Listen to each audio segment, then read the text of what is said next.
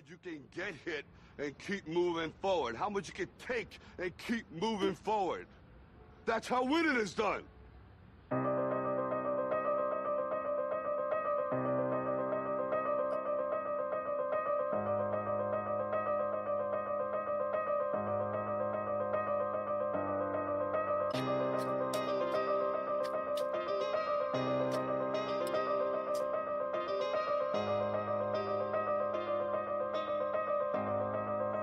Storm. Yeah. Yeah. Yeah. Caleb, I see ya. Emma, I see ya. Yeah. Nicole, I see ya. Cindy, I see ya. Becky, I see ya. Yeah. Oof, I see ya. Oof, I see ya. Jarvis, I see ya. Hey. Yeah. Yeah. How y'all feeling this morning? Yeah. Yeah. Yeah. Let's get to it. Let's get to it, baby. Let's go. Let's go. Let's go. Yes, we are hyped. Yes, we are up. Yes, I just came from the gym. And yeah, when it's up, it's stuck. All that good stuff. It's all that. What's good, Juvie? How you feeling this morning, man? How y'all feeling? Give yourself some applause, man. Y'all hear the sound effects. Give yourself some applause, man. Y'all showing up every morning for the Smook morning show, the call-in show, man. We got call-in segments going up today. Listen, today the energy is coming because I literally went to the gym, y'all, and I got some crazy little vibes in. William Simpson in the chat, DR334 in the chat. I see y'all, man. Where y'all watching from this morning? Let's crank our beat up. Y'all know we got our own little theme music for the channel, man. Yeah. Yeah. How many of y'all be doing this little dance when y'all hear this beat? That's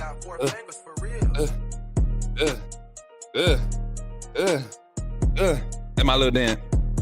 I ain't gonna lie. Chest feeling kind of big this morning. Shoulders feeling kind of big. Know what I'm saying? Oatmeal good. It's good. Let me taste my auntie. Tell Auntie Janet we live. Ain't nobody heard from Auntie Janet. We live, baby.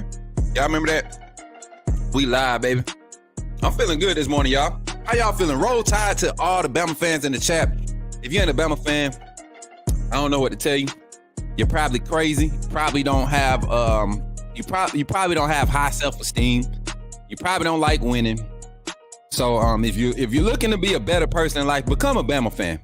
Like myself, like everybody else in this chat, all the AAA fans. Become a Bama fan. That's how you be a productive citizen in today's society. You be a Bama fan. You got some old blues for you? Snap. We got, hey, listen, Zach say he got some old blues for us. What's up, Caleb? Tell him we got some old blues today. It's up today, y'all. I'm telling y'all, we got the vibes. Got a few topics we want to talk about today. Had some stuff on social media yesterday that was kind of interesting. We kind of touched on the subject a little bit. And it had to do with the college football coaches, right? And I think this is going to be a good subject to talk about. Where my apps at? What a voice.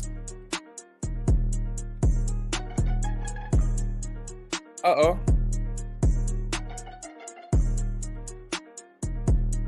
I was about to say, EFO really trying me today. What are they doing? Here we go. I was like, oh, because of the updated browser. My fault, y'all. Listen, hold on.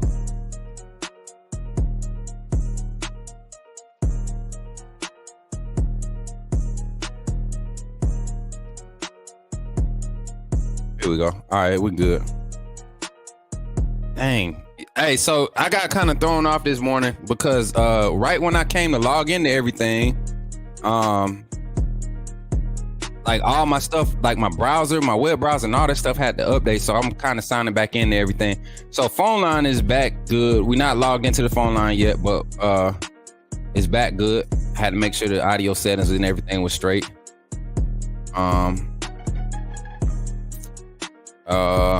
What's going on? Check some allow. Boom. We need all that. Bet we in there. Got that chat mic. Boom, boom, boom. Ringing. That's need to be right here. That need to be on the chat. That need to be on that right there. Boom. Now we in there. Boom, I'm back. How y'all doing this morning? Good morning, everybody. Good morning. Welcome to the Coach Smook Morning Show, where we have the hottest, the livest call-in show when we're talking about Bama football, college football, just life in general. We got the hottest call-in show. What's up, Antonio? Welcome into the channel. Welcome into the chat. Listen, if you have not liked the stream already, make sure you're liking it. And if you haven't shared it yet, go ahead and share it, because today we got us a little show. I'm going to pull out my notes today. I got notes, y'all. I'm trying to get better at this thing, you know what I'm saying? So I got me some notes so we could stay on topic today. Y'all not gonna trick me to get off topic today. I need y'all to understand that, right? But today, we're gonna talk about what's hot. We're gonna get over on Twitter, get on the social media sites. We're gonna talk about what's being talked about when it's coming to Alabama football, right? Then we're gonna break down this roster. Listen, we don't have a lot to talk about in the offseason, but what we can talk about is this final roster makeup, right? How do we look? Literally, personnel. We can start on it. I really want to break down defense. We've been doing a lot of offensive talk. We can get on the defensive side to talk about guys who we feel like is going to stand out, guys who are going to end up making like a big impact, whether it's at the beginning of the season, the end of the season, whenever. We could talk about that. And then the key guys that's going on both sides of the ball that's going to be really important into this as far as the success of how this team, excuse me, y'all, my oatmeal. How this team continues to grow and progress and do what they're going to do this season. So we're going to jump into all that. And then we're going to, I got my brother Brody, Smook. I got him getting on the line. We're going to jump into some recruiting, talk some recruits. We've had some offers go out from Alabama. That's going to be pretty big to talk about. Let me see, make sure he's ready. Let me make sure he's ready. Yeah, so we got Brody coming in after that, and then after Brody, we're gonna have the last call-in segment of the day. I want to do something new. I want to contribute to my community. Y'all know I'm all about building the community. I'm always trying to give y'all something. You know what I'm saying? I'm always trying to give y'all something. I want to do a call-in trivia giveaway. So you'll have a chance to win some money today. So get the people in here, man. I know everybody like to win money. Jerome from Birmingham is in the chat, y'all. My brother Jerome from Birmingham is in the chat. What's up, Jerome? Got to meet him on A-Day. Got to see the man, the myth, the legend himself in person. Met him, had the vibes, man. I'm ready for it. Look, I hope he end up calling in today. I think we'll get some good conversation out of Jerome today, y'all. Uh-oh. Look, that's that audio from earlier. That's crazy that it started up like that. But anyways, we don't have any highlights to look at this morning, but we will have some highlights to look at this afternoon with recruits. So y'all join in for the evening show tonight. We're going to kick that off a little bit later, and the time is going to be cut shorter because we have an actual meeting with some important people. Got some a meeting with some important people today. It's actually, and I could put this out there because it's not a secret, but this is going to get us back in the locker room for real. This is going to be able to get us that locker room content at the university like we want.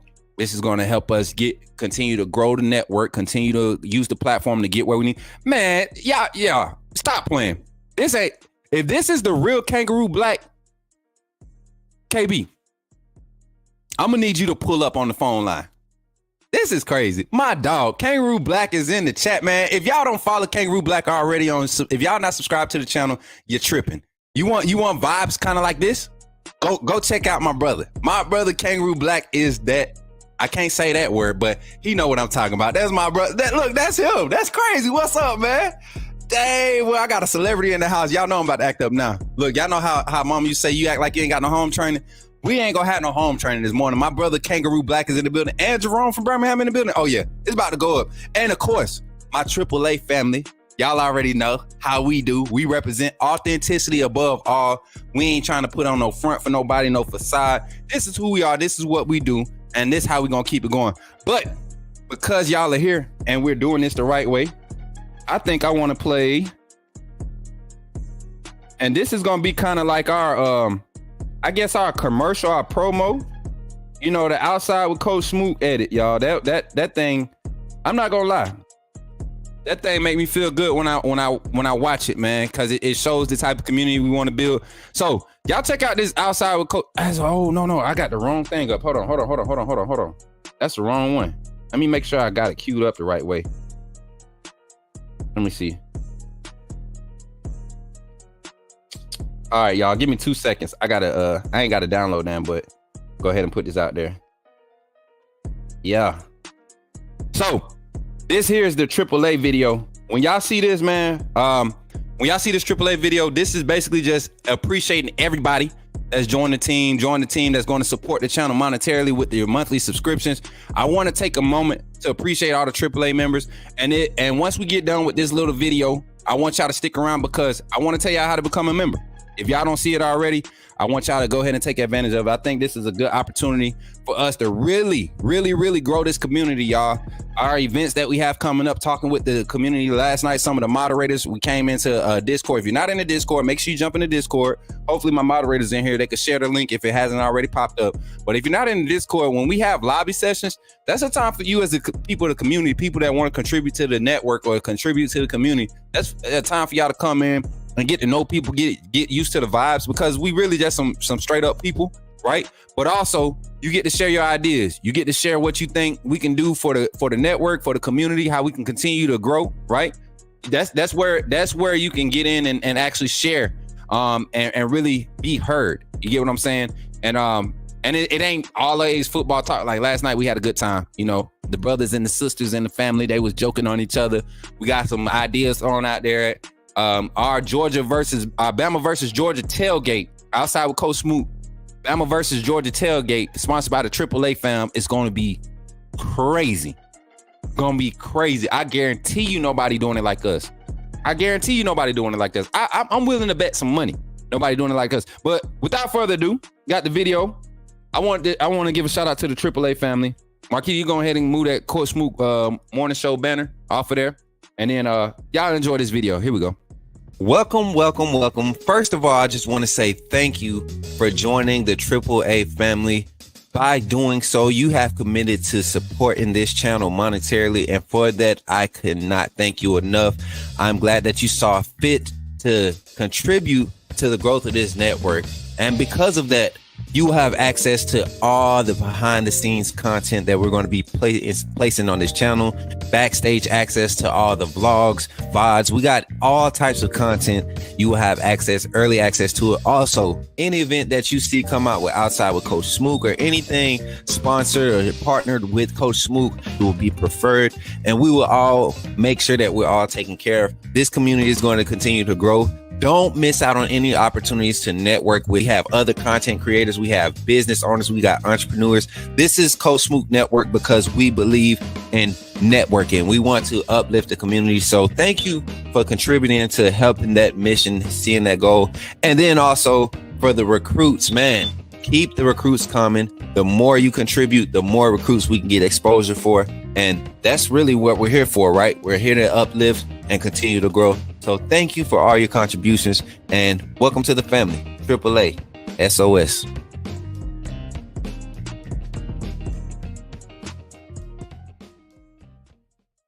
I like that. Look, welcome. Listen, shout out to AAA fam. Much love to everybody that's supporting as members.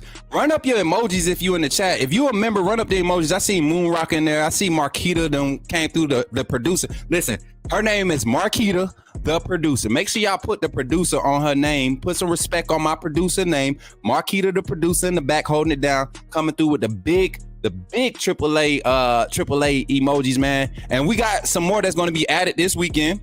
We got some more. Yeah, you already know I ain't coming with that RIOMB, you know what I'm saying? I'm coming with the good stuff, right? With the good stuff, right? But yeah, shout out to all the AAA fam, Zach, Shane, Cynthia, JB. I see y'all, Carla. I see y'all in the chat. Appreciate y'all for supporting the channel, doing what y'all do, and many others. We have 92 channel members right now. 92. That's like crazy. If we get that number to 105, because we got 1,500 to get to that right above that 9%, 10% mark, that'll do some great numbers. So consider becoming a member of the AAA fam. Like I said, all the energy, everything you want, you're gonna get it. Being a AAA member, access to the behind the scenes, all of that good stuff, man. Preferred VIP, all of that stuff for all the events. You get what I'm saying? You get the emails before everybody, everything that's going on. We're going to have business opportunities available. AAA going to have access to all of that. This is not just about supporting the radio show. This is about bettering the community. So that's what we're going to do. Shout out to everybody that's pulling up. Russell McDowell, he said, what up, Smook? What up, Coach Smook? How you doing? Man, let me tell you, I'm blessed and highly favored. I want to start off with that too. Listen, I give glory to God for everything that's happening right now for this channel and for this network, for this community. Without him, none of this is possible. He's placed people like yourself in my path, on my path, part of my destiny, and I'm glad to have each and every one of you a part of it. Shout out to Juvie86 with the $2 super chat, popping off the day early with the first super chat of the day, man. Look, I'm gonna give you your flowers while you're here, man. Y'all give it up for my boy Juvie86, popping it off with the $2 super chat, man. I really appreciate you, man, for supporting the channel, doing what you do. And now we can get into it, y'all. We can kind of get into the conversation. Let's talk about what's hot. Yeah, Caleb, tell him. My mom's in there going crazy. Listen, let's get into the conversation about what's hot on social media. Marquita, I made a banner for you back there while I go to Twitter and pull up my Twitter timeline. The Twitter timeline. What's hot today? First thing I want to highlight, man, my youngin. Y'all seen him come on the show last week, man. Jaquez Carter coming up on spring ball this week. Look at him coming up on spring ball this week. And y'all remember what Jaquez said about this Bama offer stuff, like that whole Bama offer jive. That thing means a lot to him. Having Bama look out to him and offer him, that's huge. So I plan on getting some clips from his spring game. I mean, he looked like he ready right now, y'all. Jaquez looked like he ready right now. Yeah. And y'all remember the film, how he looked on film. Y'all see how long his arms is? He say he only 6'2". Man, that joker, hey, roll tide from South Carolina. All right, Randall, appreciate you for pulling up, man. Appreciate you for pulling up. Listen, that's our kid. That's our youngin, Jaquez Carter. Y'all remember the defensive lineman? I think he's a class of 25, right? Class of 2025, Jaquez Carter. That's my youngin right there. We got Aiden Kane up here in Atlanta. Let me go. Let's go check on Aiden. Let's go check Aiden's page. Aiden's always doing something special, something successful, getting his name out there. And Aiden is a class of 26 kid. This was the last post we seen from Aiden, y'all. Like this is a 26 kid. What's up, Pops? How you feeling this morning? Good morning, Pops. I see you out there. I had to go get it in this morning, Pops. You would have been proud of my workout. Parker and Hewitt Trustville plays Friday. Oh, snap. Pull that back up. Who just said that? Jarvis? Jarvis, are you gonna be at that? Are you gonna be at that scrimmage? Because if so, man, hey, we could talk, man. I want some clips. I want to be able to, Hewitt Trustville, that's one of my ties, man. I'm actually good friends. I'm gonna be with Kool-Aid McKinstry's old his offensive coordinator from high school. I'll be with him this Friday, maybe Thursday, Friday. We'll be doing the day in the life of Russell County quarterback Bryson Riggins. Also a return home from me, doing a tour of my old school, my old stomping grounds. So y'all be looking out for that vlog. We're gonna try to have that edited and put it out. I don't know. We might do a poll today. We might try to have it edited and put it out for next week. Y'all know this week is my birthday week. My birthday is Sunday. So I don't plan on celebrating like regular. I want to work. I want to work on my birthday. So we might do a live stream Sunday. Never know. So y'all continue to support the channel, and it's motivation, y'all. It's all motivation. I'm very passionate about what I do, and I love connecting with these crews. But yeah, this is my boy Aiden Kane, and your boy even he love your boy so much. He love Coach Smook so much. He tags me. This is a 26 recruit that's going to get a lot of attention. He's going to get a lot of hype coming out of this junior year, going into his senior year next year. And I guarantee you, y'all going to know the name Aiden Kane. He came on the show when I was on Bama Football on YouTube, and he did an interview with us. He'll be back again. If not tonight, it'll be in 2 weeks. My young boy is just working, hitting the camps. Y'all see him at the Rivals camp, all the major camps. These 5-on-5 O-line, D-line camps and these competitions. He's out there putting his name out there. So can't wait to see what he has in store. Let's check in with another guy. My brother, Mr. Brody Smook, always bringing us the new. I shared some of this stuff yesterday. This young man right here, 4-star safety, 2025. Alabama just offered him. I want y'all to look at this young man. I'm going to give y'all a preview of some of his highlights. I'm going to give y'all a preview of him. All right? I'm going to give y'all a preview. Because the fact that they went out and offered another safety in this 25 class, that lets me know that this Staff is not playing. Mama, what's up? Good morning, mommy. Hey, y'all know I got to turn to a little boy when mama come in the chat. Mommy, good morning. What's up? Travelpreneur Sports is in the chat. Antonio Russell coming in with the $5 super chat with the early B-Day love. Hey, appreciate you, cuzzo. $5 super chat said, happy B-Day, Smook. Listen, you already know your boy about to be 34. 34, God. Man, some of y'all probably looking back at it like, you young. Nah, bro. Y'all just don't know. 14 years of slavery over this side. Talking about coming out of it, enjoying the new. Oh, yeah. That's where we at right now. All right, let's check out these highlights. I want y'all to check out my young boy. Jim Coley, man. Jim Coley. Is it Coyley or Coley? CJ. It don't matter. We're going to get it right. Share this tab. Boom. Let me see. I'm going to pull this one up. Yeah, I like this. All right, check it out.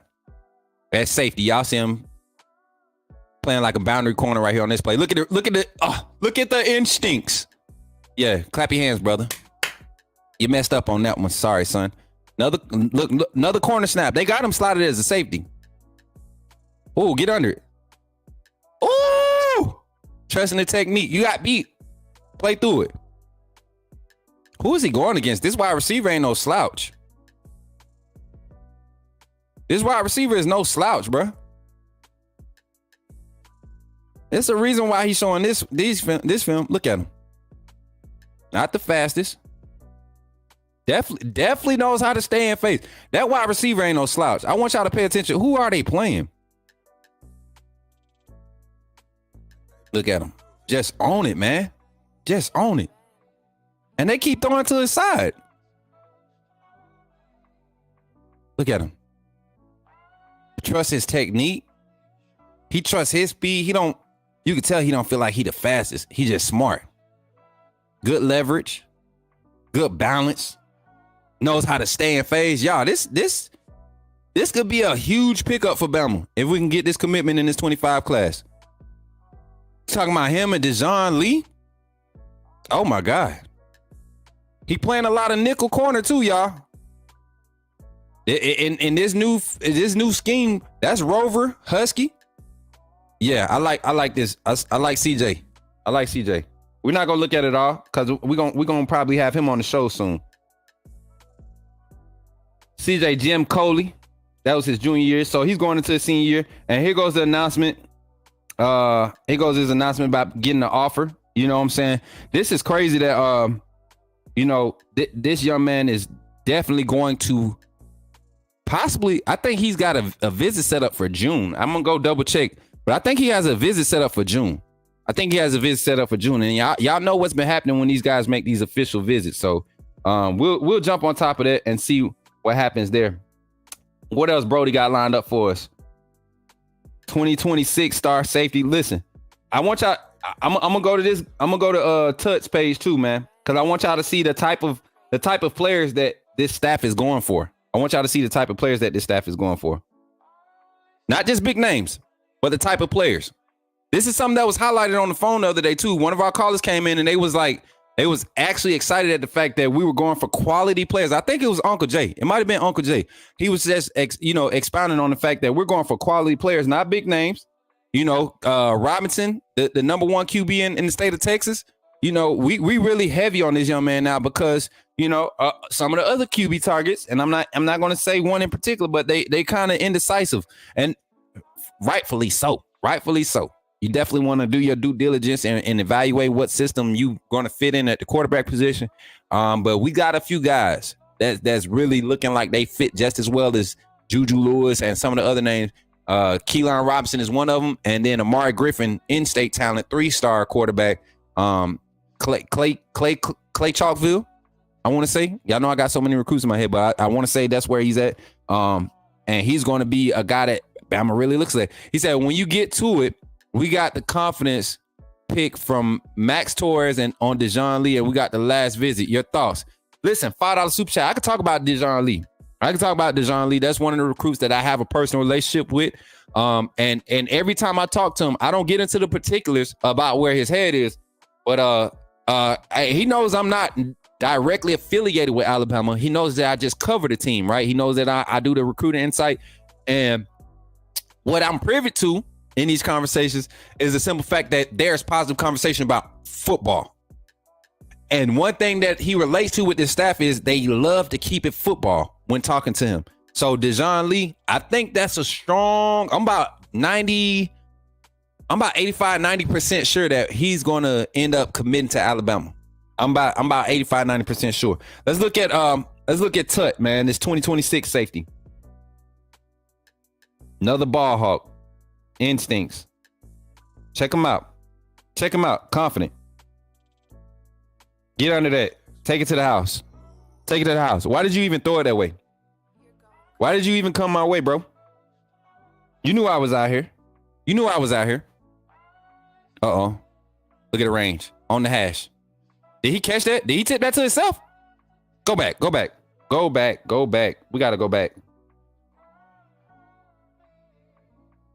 go back. Did he tip that to himself?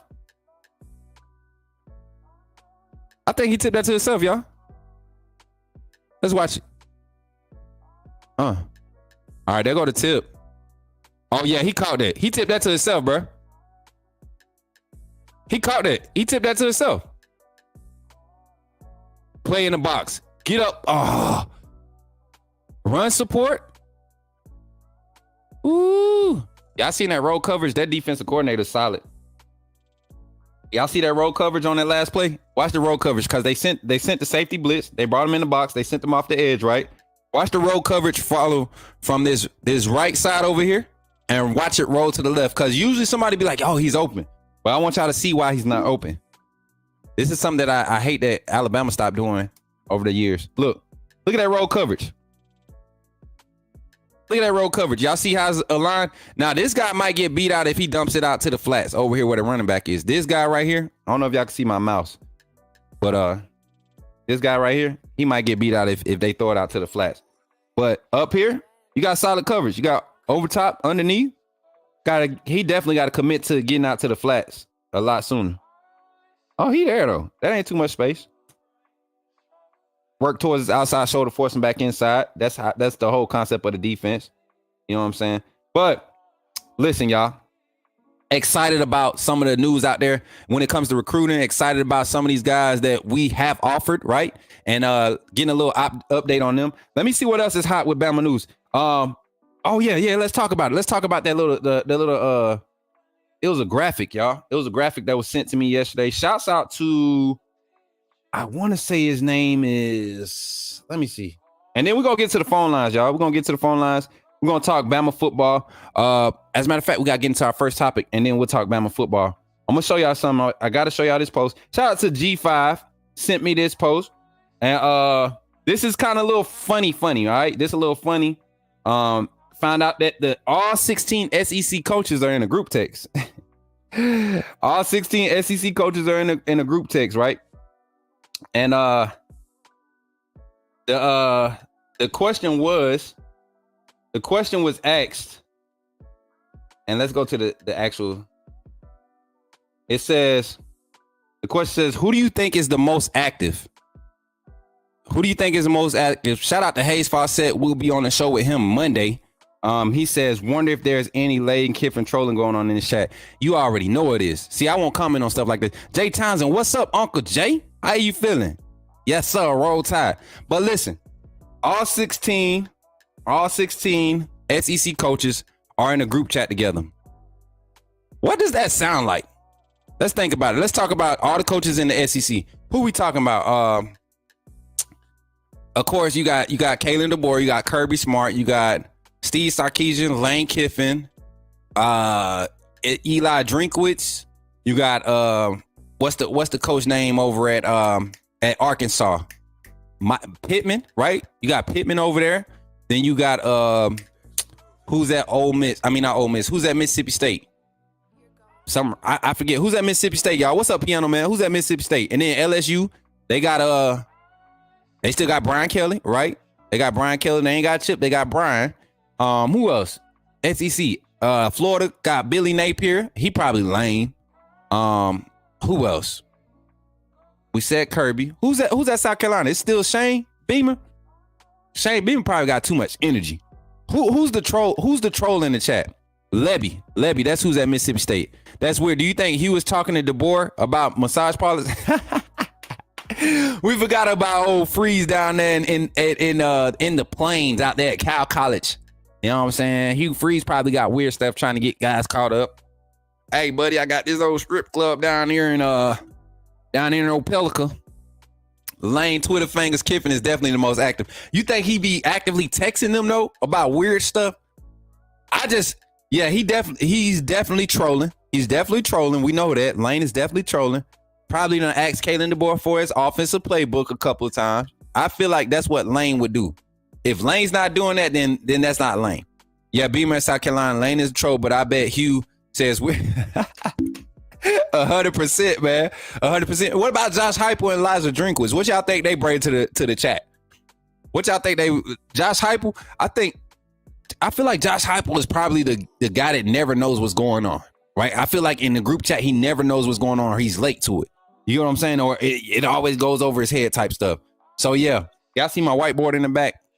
I'm gonna be drawing plays up on this mug. We're gonna set this mug up on the wall for our film sessions. But yeah, that was a little topic I wanted to bring up. Now, let's get into it. Marquita, if you don't mind, create a banner that says roster breakdown. Where are the keys? I'm gonna give my little rant, then we're gonna open up the phone lines. I'm gonna give my little rant, and I have the roster here.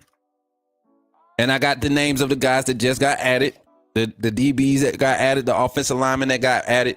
And I'm going to give an overall breakdown of what I think this roster is going to look like and keys to both sides of the ball that I feel like will allow Alabama to experience success. And I'm not going to go in detail, but uh-oh. Why do I hear echo?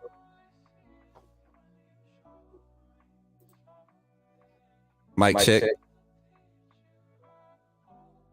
Where I get echo from? Uh-oh.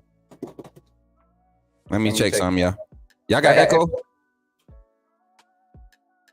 right, hold on. I don't know why that just came in like that. Let me see. All right, there it is. All right, there we go. I see now. All right, so my fault, y'all. But anyways, is it fixed now? It should be fixed. We good, Marquita? Thumbs up. All right. So, like I was saying, roster breakdown. Let's get into it. Let's dive into it. I'm gonna change the music up. We back on our hype vibe. Let's get into some Howard talking out the side of your neck. I like that little beat right there. But let's talk about it. We can start on the defensive side. I want to talk about the defensive side. Get into these breakdowns. So, an area on the roster that we was very concerned about, defensive backs, right? You look at what we have and projected starters right now. You got Damani Jackson at your boundary corner. You got, I think it was Xavier Brown was the other boundary corner, the true freshman that's supposed to be lined up right now as the starting corner. Him and Jaleel Hurley were kind of fighting for that starting position. I think at Husky you had Red Morgan. At free safety you had Malachi Moore, which I think Sabb is going to end up being his free safety. And at Rover you had Keon Sabb, which I think is going to end up being Malachi Moore. You look at that 5-man team, that 5-man group of starters, and you're kind of okay with it. But we go out to the portal, and you go add a guy like King Mack, who's a solid corner, who can play rover or boundary. You get what I'm saying? And then you go and get another corner in Deshaun Jones, who has some experience. Not necessarily his crazy skill set that you're really excited about, but he does bring some quality depth and some rotational minutes, somebody that can play some impactful rotational minutes and just has the experience of being in the college game, right? Then you look at Cam Howard, the Charlotte safety transfer. I think he's a developmental depth piece that can bring some experience, and you can have confidence in him going into week 3, week 4 of the season where your young guys may be struggling. They may struggle.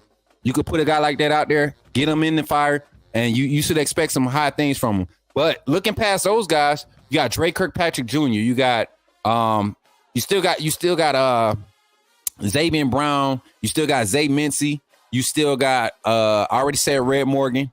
Who else is on that boundary side? Jalen Mbakwe, somebody that I really think is going to end up surprising some people when he does get opportunities. I don't think he'll be leaned on heavy for defensive snaps this year. If anything, I say we give him an opportunity in punt return, but that secondary, it's starting to shape up and look good with the portal ads and everybody that we got. Brayson Hubbard, I feel like is going to have an opportunity to contribute heavy this season, right? So looking at the secondary, shaping up pretty nicely. And Devontae Smith. I almost forgot about Devontae Smith, the quiet assassin. He's not necessarily quiet on the field, but you don't hear much about him. People are continuing to forget about him, like myself. You know, he's finally healthy 100%. I can't wait to see him 100% on the field this year. And the name that I keep telling y'all to watch out for, Elijah May. Elijah May. He was a former high school teammate of Kool-Aid McKinstry. He's been at Alabama now for 3 seasons. He's a senior on the field, walk-on guy, not scholarship, but I'm telling you, if the opportunity ever presents itself, he will not disappoint. I guarantee y'all, trust me on that one. Talking about the linebackers in that room, probably the most athletic, most talented group next to the running backs on this roster, right? Going down the list, you're looking at Jeremiah Alexander, you're looking at Jahad Campbell, you're looking at Sterling Dixon, young guy, you're looking at Justin Jefferson, Caden Jones, Keon Keeley stuck around through the portal.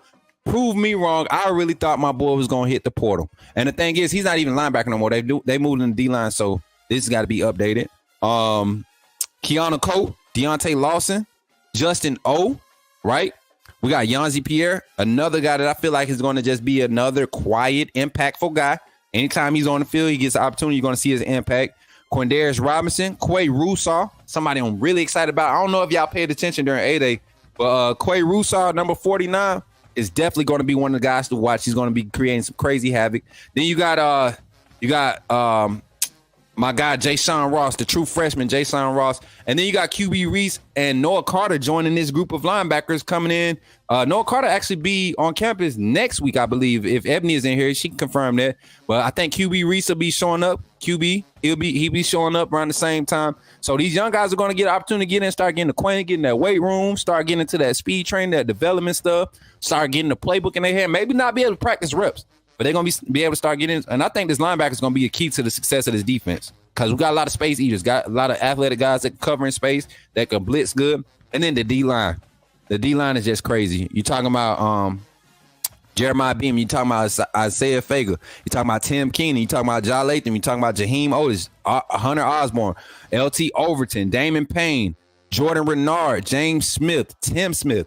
All of those guys will see the field this year. They will all have stats. And because they will all see the field and the rotation is going to be deep like it is, I really think we're going to see the talent of this defense. Jump into the offensive side, then we're going to open up the phone line. Listen, quarterback room, I am so confident in the quarterback room. I think any quarterback you put out there is going to be do enough. They are capable of getting us the wins, handling the offense the way it needs to be handled. Even Austin Mack, with his struggles during A-Day, he did not have first-team O-line or receivers or anything like that. I feel like you put Austin Mack in the game, he'll play football at the end of the day. Right, so I'm good with the quarterbacks. Jalen Miro, I think this is his Heisman year. His Heisman year. So ready to see him get active. Running back room, the best running back room in the nation. Best foursome of running backs that you're going to see. Best quartet of running backs that you're going to see in one room. But then we got Kevin Riley coming in either next month or the month after. So I can't wait to see it.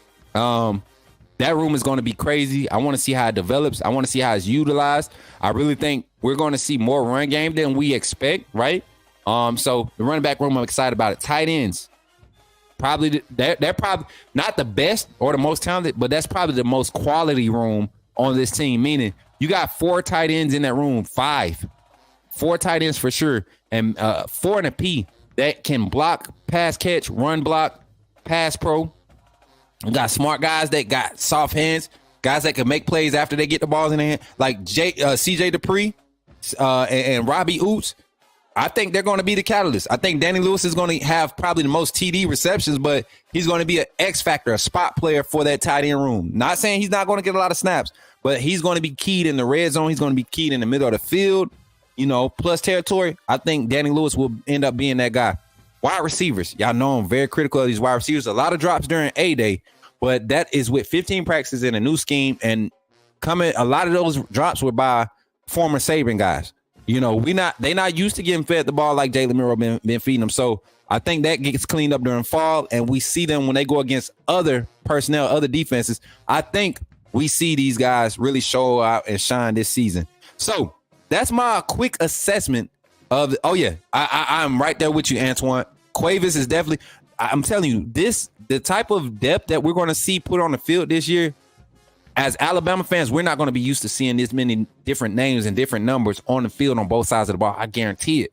It won't be nothing to have 45, 55 players actually play snaps on 55 on the roster. Usually you have like 38, 41. I guarantee you we see that number go up to 51 to 55, where players are getting actual game reps, meaningful snaps, right, on both sides of the ball. So let's open the phone line. Marquita, go ahead and put that number on the screen. The number to call in is 334-625. We got you queued up. We got you ready for the call-in line. Call in. Let's get your thoughts. Let's talk about this Bama roster. Let's break it down. Y'all heard a few of the names that I mentioned on both sides of the ball. I want to hear your thoughts on it. I want to hear what you got to say. And I'm going to eat my oatmeal while y'all talk, too, so don't be talking about me. Y'all know this is a family channel, right? I got some of that strawberry banana. No, this strawberry blueberry. You know what I'm saying? We got our first call in. Tuscaloosa. To accept, press 1. Mm-hmm. To send a voicemail, press 2. Come on in. I already know who it is, but I'm going to let you introduce yourself today. What's up? It's your boy, Coach Smook, on the line. You're live talking to me. Talk to me. Who's on the phone and tell me where you're calling from? Zach from Tuscaloosa. Say it again. I don't think they heard you, Zach. Zachary from Tuscaloosa. One more time, Zach. I don't think they heard you, Zach. Who calling? Zachary from Tuscaloosa. Yes, sir. Y'all already know, man. Y'all give it up for Zach. Y'all know he keeping that streak alive. And yeah, Shane, we're going to talk about that O-line here. But listen, Zachary from Tuscaloosa, man. How you feeling this morning, my boy? I'm feeling good, Coach Smook. How about yourself? Listen, you hear my voice. I'm pumped up. I got to the gym this morning. I'm eating oatmeal. I got a protein shake right here. You know what I'm saying? We getting them gains. Hey, update, Zach. You remember last week I told you your boy was like way underweight, right? Yes. Man, your boy put on 6 pounds in like 8 days. Yeah, we eating out here. So yeah, man, I appreciate you for supporting the growth. You know what I'm saying? And oh yeah. Let's get it, man. Zach, what about this roster, man? Let's talk about the keys to this success of this season. Let's talk about some players that you're looking at. Take it away, man. All right. Number one, Jalen Milroe, his development. Is he gonna take that next step, or is he gonna or did he just top out last season? I think, me personally, I think he's going to take that next step. But also, if he don't develop, I can see him, being benched and them trying someone else out at quarterback as well. But like I said, I believe he's going to take that next step because Coach DeBoer and his offensive staff is just too good not to develop Jalen. Okay, I feel you on that, and I'm gonna say this because people think I'm just so pro Jalen. I'm gonna say this, and I'm gonna keep it realistic. If Jalen comes out and does it showcase the patience, but the same, like if his clock hasn't sped up in real game situation, he's going to struggle. This is a timing-based offense. There's levels. I mean, so many level concepts in the passing game that are so easy to process. If he's not able to be on the timing, Ty Simpson and his mind and his skill set is made for this offense. I would not be surprised to see, and I said this last year coming into the Middle Tennessee State game and got beat up for it. People thought I was against Miro. I'm not against Miro. I'm a realist at the end of the day. I loved how much he grew last year without having the support and the right personnel around him to help him. But if Jalen Miro comes out and we are up against Western Kentucky and we're not up by 21 at the end of the first quarter, and Ty Simpson comes in and just goes 3 or 4 drives in a row where he just leads the first team down and goes crazy, down and gets Out of 4 drives, we get 18 points out of 4 drives. Ty Simpson is making a case for himself to be the starting quarterback. And that's me being realistic as a coach. I'm looking for the guy that can be the most efficient, that can continue to have this. We're not looking to get by this year on the offensive side. Jalen, you don't get a chance to get by this year. This is your second year as a starter. You got 15 games under your belt. You don't get by this year. You don't have that opportunity. This is your chance. Correct. And I agree with you with everything you said. You just said. Jalen has to step up and show that he's capable of taking that next step, and his clock has to get faster. As a fan, am I for it? Yes, 100%. But as a fan, I have to be realistic and have the same level of expectations as the coaching staff does. You know, he's got to be able to take that next step. 100%, Zach. I want you to react to this comment by Jordan Wright in the chat. He says, I can honestly see a Miro and Simpson rotation. It's a 2-score game at the beginning of the second half. Put Simpson in for that third quarter. Give him some meaningful snaps to prepare for next year. What's your thoughts on that? Because I kind of had the same type of feeling, because especially early in the season, the first 4 games, that's usually how opportunities are presented like that. So what's your feelings on that? Right, and I agree. If we're winning big, going in to halftime, we'll put Ty in, in the third quarter, and let him get some reps and build his confidence going into for next season when he has his opportunity to start after Milroe leaves. If Milroe takes the bull by the horn, so to speak, and shows out. Yep. Let's jump to the defense side, Zach. Talk to me about the defense. What are you looking at? And I know before we go to defense, anything on the offense side, anything else outside of the quarterback position that you think is going to be key to this offense or this team having success on the field? The running backs.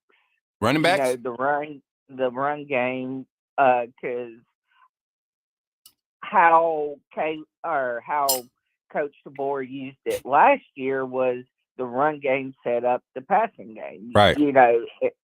And so I think, he's going to try to do that here. And if the run game don't work, yes, we can use the passing game to set up the run game. Right. But especially the first few games, he's going to use the run game to set up the passing game. That's what's up, man. Now jump over to the defensive side. What are we doing as far as who on the defensive side, as far as just, we're going through a lot of changes with schematics and the interviews, they'll tell you that it's not different, but it was a noticeable difference of how these guys are playing in this defense and how they're trying to adjust to their concepts and their assignments and these formations and alignments. A noticeable adjustment. Who on that side of the ball do you think is key to this team having success? The secondary, because yes, the linebackers and the defensive linemen, they're going to get to the quarterback, but there are going to be games where we're going to go up against some good defensive or good offensive linemen, and that can block just as well as anyone in college football. Right. And we're going to have to rely on our cornerbacks and safeties to shut down the wide receivers. Mm-hmm. That's what's up, man. Listen, so we got the DBs, and I'm very confident in our linebacker group. I want to hear your thoughts on the defensive line, Zach. That's a place where we haven't had the typical production that we were used to, or that we had become to, that we had became known for as Bama, as Alabama. We knew that we was always going to have a stout offensive line, and we were going to cause some havoc on the D line. We became known as a team that can get pressure with 3, 4. We didn't have to, submit extra resources to the blitz to the run game, to the blitz not pass pro, but the doggone pass blitz. It is like, do we have an opportunity to get there with this defensive line group and the amount of talent we have in that room? And I can run the names down if you need me to. I believe we do. I believe it came down to style of defense that we played. Because the gap scheme worked for a while, but once teams started, relying more on passing, that's when you started seeing our defensive line kind of slowly decline, production wise. And Nick Saban was the type of person he didn't want to change how he done things. So yes, did he make adjustments in game depending on the team? Yes. But stylistically, he did not change. Right. And we needed that stylistic change to keep the kind of success that we had when Nick first got there, 100%, man. And I think that's the part of the game where he continued to try to evolve what his foundational beliefs was and what his schematics were. And it kind of like the game was kind of evolved past it. So hopefully we can see a new phase of what Nick Saban said foundationally and continue to see it evolve. Now, Zach, the moment we've been waiting for, every time you call in, you know what time it is, Zach. And we had a special request yesterday. We had a special request. Your boy wanted some blues. Coach Smook wanted to hear some blues. So, Zach, you know what time it is. The floor is yours. Take it away, my boy. Georgia, I got Georgia on my mind. Not Georgia on your mind. Why Georgia on your mind, Zach? Come on, it gotta be. It's something behind that one. Okay, I will change just the lyrics. Alabama. Yeah. I feel you. Look, I thought Georgia was on your mind because we live in their head rent free. So it's not weird to have Georgia on your mind. I'm not gonna lie, because it's so early in the season. I have found myself looking past week 1, week 2, and week 3. I don't know why. I feel like the Bama Georgia game is Kalen DeBoer's coming out party. Like I feel like we're going to be putting up 40 plus on the first 3 teams, right? And then that Georgia game, I really think that 40 plus is going to feel like 60. You get what I'm saying? Right. You get what I'm saying? Like that's what I feel like. So, I do. Oh man, I can't wait, Zach. Anything you want to say to the people before you get off the line, man? Yes, I have a reality of reach for y'all. Bet. All right. Coach KD will end up being the next great quarterback. Reality or reach. Or not quarterback, but head coach. Reality or reach. Coach Kalen DeBoer. Coach Kalen DeBoer will be the next great head coach. Head coach for Bama or just head coach in general? You saying you okay? He said, "Look, in college football, I'm gonna poll it out. Reality or reach? Zach, get a peep of your farewells, man, and I'm gonna let you off the line, man." All right, roll tide to everybody, and keep doing what you're doing. For sure, Zach. Listen, I got this one clipped today, so be expecting to hear your beautiful voice on a TikTok and on a short on YouTube here on Coach Smook Network, man. We about to get you a record deal. You ready? Yeah. All right, let's get to it, man. Much love, Zach, and have a blessed rest of your day, man. And see you tonight. You know we got a night show. We got a night segment tonight, so definitely want to hear from you tonight after we talk to these recruits. All right, man. All right, man. Take care, my boy. You too. Yes, sir. My boy Zach always calling in, keeping the streak alive. I think that's show number 8 or 9 for Zach being the first caller. He takes some pride in it. He takes some pride in it. Kiki, my sister is in the chat. My sister-in-law, y'all, coming in. Her beautiful self. Her and my brother, they do like this goofy like mating call stuff that they do. They are their persons. They're each other's person. So they have weird stuff that they do, and I think it's pretty cool. I can't lie. I mean, like weird sounds. Like he'll make like a gorilla call at her, and she be like, "Ooh, but." You know what I'm saying? Like they crazy, man. They crazy. Katrina's in the chat, man. Bino showing up. Look, Bino said he had to wake up and do physical therapy. He ready to get back in the gym. He ready to throw some weights around. He trying to be like Smook, trying to throw some weights around. I'm gonna let this votes get up on this thing. We need one more vote. I need a bottle of water too. Boy, done got thirst up here. Oatmeal done got down here. You know what I'm saying? Throat dry. Dried in some dressing. All right. We got the votes in. Reality of reach. It looks like everybody feeling the same way I was feeling. I really do think Coach Kalen DeBoer has set himself up to be the next great coach in college football. I really do. I really think he's paid his dues. I really think that he's earned his way up at a fast track. I think he's done exactly what you want. Because if you look at it, Kirby Smart kind of got elevated fast. And when he got elevated, he didn't have to go to a spot and rebuild. You get what I'm saying? Kirby got to a spot where he was not necessarily needed, but it was like a perfect fit for him. He didn't have to have all the extra stuff. I mean, he had to win the alumni over, the boosters and stuff.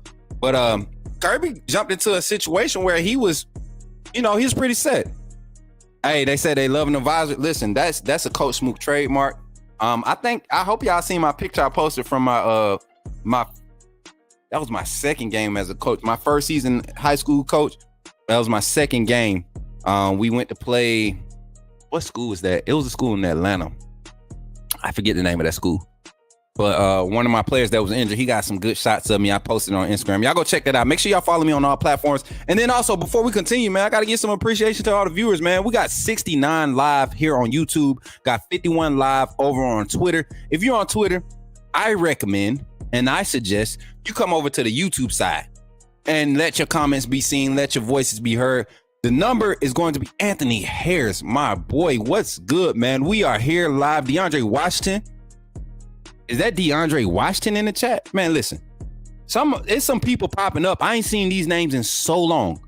It's crazy that you are pulling up on the show today. Shout out to the Big 72 in the chat over here on YouTube, man. Make sure y'all run the likes up. Make sure y'all share it. Ahmad is in the chat. Listen, and if you're not a member of the, if you're not a member of the channel, if you're not a AAA member, take advantage of the opportunity, because once this thing kicks off, I don't want y'all to be feeling like you left out. You have an opportunity to join at any time, but I'm telling you right now is the time to do it, because ain't nothing coming right now for the rest of this week. But Monday, ooh-wee. Just wait. Content. Listen, we're gonna have lives, man. So y'all know me and Boss Lady, me and KT been going to the gym, right? And I want so bad to show her progress. What? 8 days in? 9 days in? The type of results we getting, the type of shred, the type of shrinkage we seeing over there, man. Y'all ain't gonna be able to tell Famo nothing. Y'all ain't gonna be able to tell KT nothing. I'm telling y'all gonna pull up in September. KT, y'all trying to get on the train. We jumping on it as a community in June. She kind of like my guinea pig right now. I'm kind of testing everything out, making sure it still work. You get what I'm saying? Because I'm real well versed in that training, that personal training stuff. I'm well versed in that. I'm just making sure it still work. It's been about 2 years since I've been able to get back to it. So yeah, but listen, we're breaking down the roster. The phone line is open. Call in. Let me know where you're calling from. Say your name, where you calling from, and let's jump into the conversation. How do you become a AAA member? Listen. There's a link right now, and I'm going to post it for you. I want to believe that it's already been posted a few times, but there's a link, my brother, and I'm going to post it for you. Let me get to the channel real quick. Let me see. Here we go. I'm gonna get the link from here again. I don't know. Hey, Marquita, you gotta remind me to start pinning the link to the top.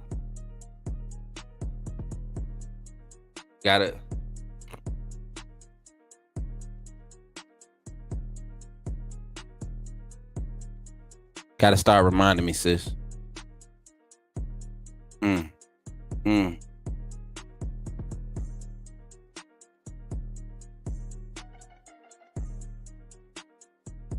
Here we go.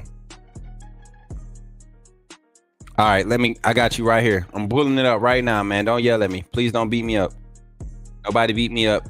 Violence is not the answer. Violence is not the answer, people. And while we posting the link, man, the phone line is open. Phone line is open. You can call in. Pops just said it. We got them personal training skills too. Yes, we do. Unique Physique is the family brand, is the family business. And if y'all really want to become a part of that, y'all want to join the challenge in June, my parents will be collabing with me. It'll be days where maybe they go live on the channel, right? And they're going to be, leading workouts, 15-minute sessions, 15 to 30-minute sessions. You know what I'm saying? We got a phone call on the line, y'all. We got a phone call on the line, 682 number. Big Bum. Uh-oh. To accept, press 1. To send a voicemail, press 2. I don't know if y'all heard who it was, so I'm going to let them introduce themselves. Yo, what's up? You're on the line with Coach Smook. Say your name and where you're calling from and talk to me. The Big Bummer, Smook, what it do, man? What it do, Big Bummer? My boy in the dang on that phone trying to make it do what I do when you say you did what you didn't do. What's up, my boy? I can't call it, man. That was up, man. I'll jump on with you, man. Listen. I'm so glad to hear your voice, man. Glad to finally have you on, man. Ready to jump into some football talk, man. We about to talk some football. Uncle Jay just gifted a membership to the Coach Smook family. So if you aren't a member, maybe you might be able to pick that one up. But I did just post a link in there for y'all. Big Bama, talk to me, man. What we doing this year, man? Let's talk about players. We breaking down this roster. We getting into the whole shebang of it, man. What you feeling like? Really, man, I just feel good about the whole situation. With Saban leaving and the board coming in, with the way his trajectory's been going upward, you know what I mean? And with the roster we have, hey, just nothing but positive vibes, man, around this team for me. I don't see a whole lot of holes. I'm not seeing any letdowns. I see, if you think about it, like the QB seems to be everybody's main concern. But if you look at Miro, what he was able to do last year with all the questions that we put out there about him, man, the man was one play, one overtime, one game away from national championship. That part. So if he improved any off of that, I don't understand what we so scared of. Just let him improve, any off of that. And, me personally being a Bama fan, it wouldn't surprise me if we right back in the thick of the natty conversation. Surprise everybody else. But for me, it's business as usual. You know what, Bama? I've been saying the same thing because the more, initially the shock of losing Saban, yeah, it's a shock, right? But then when I started doing my research, literally probably like a week before Saban retired, I just, myself, Coach Jay, Coach Sean, and Ty Hayes, we all were coming together, like having conversations about these coaches out here and who was like really out there doing their thing. And Kalen DeBoer was a recurring conversation for like 3 or 4 days before Coach Saban retired. We were talking about Washington, even how they lost the national championship. They should have lost worse than what they did, but good coaching made that game look better than what it should have been. And the talent gap was definitely there. So you telling me, and not even looking at personnel, not looking at who the coach is, but you telling me you're giving me a coach who's got that many wins, take the name away from that many wins, that type of winning record at the FBS level, not even including his NAIA level coaching, the 3 national championships he won on that level. But we're talking about a coach with a 80, I think it was an 84% win record with 100+ games on his belt. And you giving him one of the best rosters in the nation, and people are saying 8-4. 9-3? Like, for real? Right. For real? I wish you could see my face. For real? Like, that's crazy to me. But talk about we didn't talk about it on the last phone call, and I know you very knowledgeable of this roster, man. The offensive line. You see, we got it. We added the Vander kid from Michigan State. We had Naquil Bertrand join the team. Before spring, we got to see him a little bit during spring, and we got Caden Proctor back. Didn't get to see him during spring, but he's already back enrolled at the university on the roster, ready to get to it next fall. And then you got the rest of the offensive line. Talk to me about the O-line and what's your feels around that. Man, the O-line with the interior, to me, is what's going to make the O-line dangerous. I'm going to let the plane go over. I'm outside. I'm trucking and stuff. So yeah. Red on the road, baby. Red on the road. Yeah. But, that O-line, man, that interior is what's going to make it dangerous. Mm-hmm. That's the strength of it right there. Proctor coming back, and with everybody getting the chance to get some reps in during the spring, going into the summer, I think that was real good. You know what I'm saying? As far as getting that depth. Mm-hmm. But that's just icing on the cake. Some of those kids we were able to bring in. I think that Michigan State kid coming in is going to be a good addition. Mm-hmm. I honestly, with his experience, and his experience with Cap, it's really, I don't know, man. When you was worried about it last season, I don't think I have as many worries now. Oh man, and see, Red, people not going. People not really going. They don't want to acknowledge it. It's hard it's hard to believe that a lot of the fan base doesn't. Okay, you're a fan first, right? I'm a fan first. You get what I'm saying? As a fan, as an Alabama fan, being under Coach Saban's tenure for the past 17 years, my mindset as a fan has even changed. I've taken to some of the characteristics that our head coach at the time, Coach Saban, hasn't implemented when it comes to how we approach this game.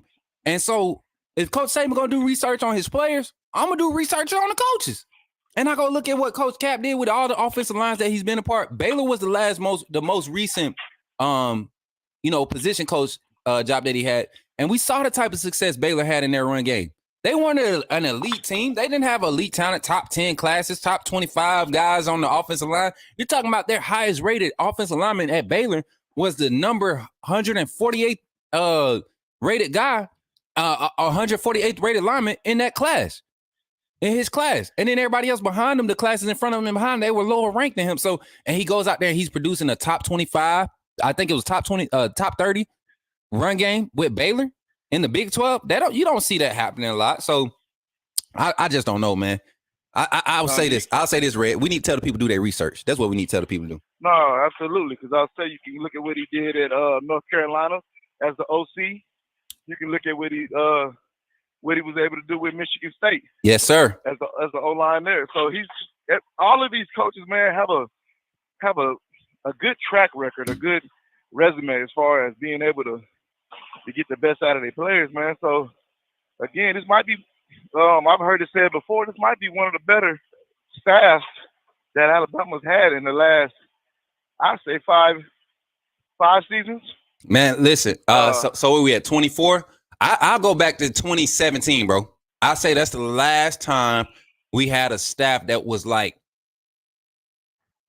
I could put my money on that staff from top to bottom. It was a good mix of veteran, good mix of new minds on the staff. And 2017, I want to say, is the year. And I'm gonna pull it up as we jump to the offensive side, man. Defensive side. Who are some key names, some key players, what position group, whatever. What's the key to having success on that defensive side of the ball? As always, man, in my opinion, it's that front seven. A lot of people worried about the secondary. I'm not even too much worried about the secondary. You think about it. Saban throw a freshman out there at corner. Some of our best, Patrick Surtain. He was thrown out there as a freshman. Who was Terrion? He took some lumps, but it wasn't a lot of lumps. You know what I mean? He was able to learn on the fly. Mm-hmm. You know what I mean? And it's not like we bringing in kids who aren't capable and able. You know, Saban was able to get a good look at these kids. He was a great evaluator of talent. We all know that. Just because he's not here no more doesn't mean I'm going to start questioning his evaluations, right? I'm going to trust the process, which is what he's always, you know, asked for everybody to do. Right. And trust the process and let the coaches work. Those two coaches we got in the secondary, they real good backgrounds, bro. Real good resumes. You know what I mean? Yep. Talk. Now, out of the two, out of Colin Hitchler and Mo Linquist, which coach do you think is going to have the biggest impact because of what this defensive scheme entails? I'm gonna say Mo. I'm with you. You want me to tell you why? I'm gonna let you say your reason why, then I'm gonna tell mine. Let me get a hammer real quick. Just again, just being that he's been on every level. He's been on the pro level. He's found success on every level. What hasn't he seen? You know what I mean? Right. I mean, equally, both of them together is a crazy tandem. I wouldn't, you know, but. And that's why I put the pressure on you, because I know you watch football. I know you understand it from that standpoint. I'm gonna say Mo Linquist too. And the reason why I'm gonna say Mo Linquist is because in this defensive scheme, your safety in the middle of the field, that's usually that one high look, you know, that general center field hug the hash type of mindset or base schematics or base technique in this defense is what most free safeties want to do anyways. They want to hug hashes. They want to be able to play reactive with the ball in the air. That's what they want to do. They want to jump on routes in the third phase. They don't want to be caught in the first phase, traveling through the third phase of a route. They want to jump on the third phase of a route and run with it. Because by the time they jump on a route in the third phase, that means the play is extended past what it's supposed to, right? Right. So with Mo Linquist, I think he's having an opportunity to really coach up something that he loves. Man corners. He's coaching up a group of man corners. Jalen Mbakwe, Zay Mincy, Xavier Brown. These guys came out of high school. They came out of high school as guys that specialize in man coverage. Even Jalen Mbakwe, without playing the position primarily for 2 years, you gonna look at his film when he played DB, man. Didn't have a lot of match zone, a lot of man. And to get these guys to buy into the match zones, the match 3 concept that they're gonna generally play basically on just about every other snap. I think this is a good scheme for those corners, and Mo Linquist is going to thrive with developing these guys. That's it. Yep. That's it, man. And like I said, man, this is not the first time we've been starting or have to possibly start a freshman. Yep. If we have to start a freshman, that's the whole thing. We have some people who can play. I think Damani, that's the one, from USC, right? Damani? Yeah, Damani Jackson. Yeah. There we go. The Wake Forest kid. After looking at him a little bit more, King Mac. They're all familiar with the basically with the scheme of the defense. Oh yeah. So even though these DBs coming in late, the transfer portal guys, they've all got familiarity with the defensive scheme. Yeah. So it's not no big learning curves that all of a sudden have to try to up and do something new. Just minor adjustments. 100%, man. And think about this: you got a guy like King Mac, who plays like probably the best off man coverage, space eating coverage you're going to see in that room. And I mean, plays it fluently, plays it confidently. You put him in the boundary next to the likes of maybe a Malachi Moore or a Red Morgan or a Devontae Smith, however the formation aligns them. That just makes it more dangerous. You get rid of that third phase vulnerability that we've seen for the past 4 and 5 years, where guys are being positioned and just not trust the technique, or they not turn around. We got some ball hawks in the secondary, especially on the perimeter. And I can't wait to see it all come to fruition, man. I'm telling you, man, this is set up to be a runaway year. And a lot of people are going to be surprised. I'm not. I won't be surprised if Alabama goes through the regular season 12-0. I won't be surprised. Nah, me neither. But I kind of keep those. I always try to temper my expectations a little bit. Yeah. Football, anything can happen. Yep. One player change the whole season. One thing I do want to say though, a lot of people be talking about like as far as going to that Georgia game before we'll see. I don't think they're the measuring stick for us, man. Come on, talk on it, because I said this before and people looked at me crazy. Go ahead and speak on it. I'm just not. I had a lot of feelings about Georgia last year as far as their D-line, their defense, and you weren't able to see that through the season because of the level of offenses that they play, as far as the rankings and where they rank it, how high power they were. Mm-hmm. You really didn't see them go up a true test into the SEC championship. Right. And then you kind of saw like they look human all of a sudden. Mm-hmm. You know what I'm saying? Everybody put this superhuman mystique on Georgia in that defense, but every time they play somebody capable, a capable quarterback, a capable wide receiver, combination of things like that, they tend to struggle. Right. Looking real human all of a sudden. So I don't really see them as a measuring stick, losing, a lot of seniors. They're bringing in a lot of youth. They got to replace a lot of production on offense. Why can't we, what have we lost more than what they've lost? You see what I'm saying? We bring back a lot.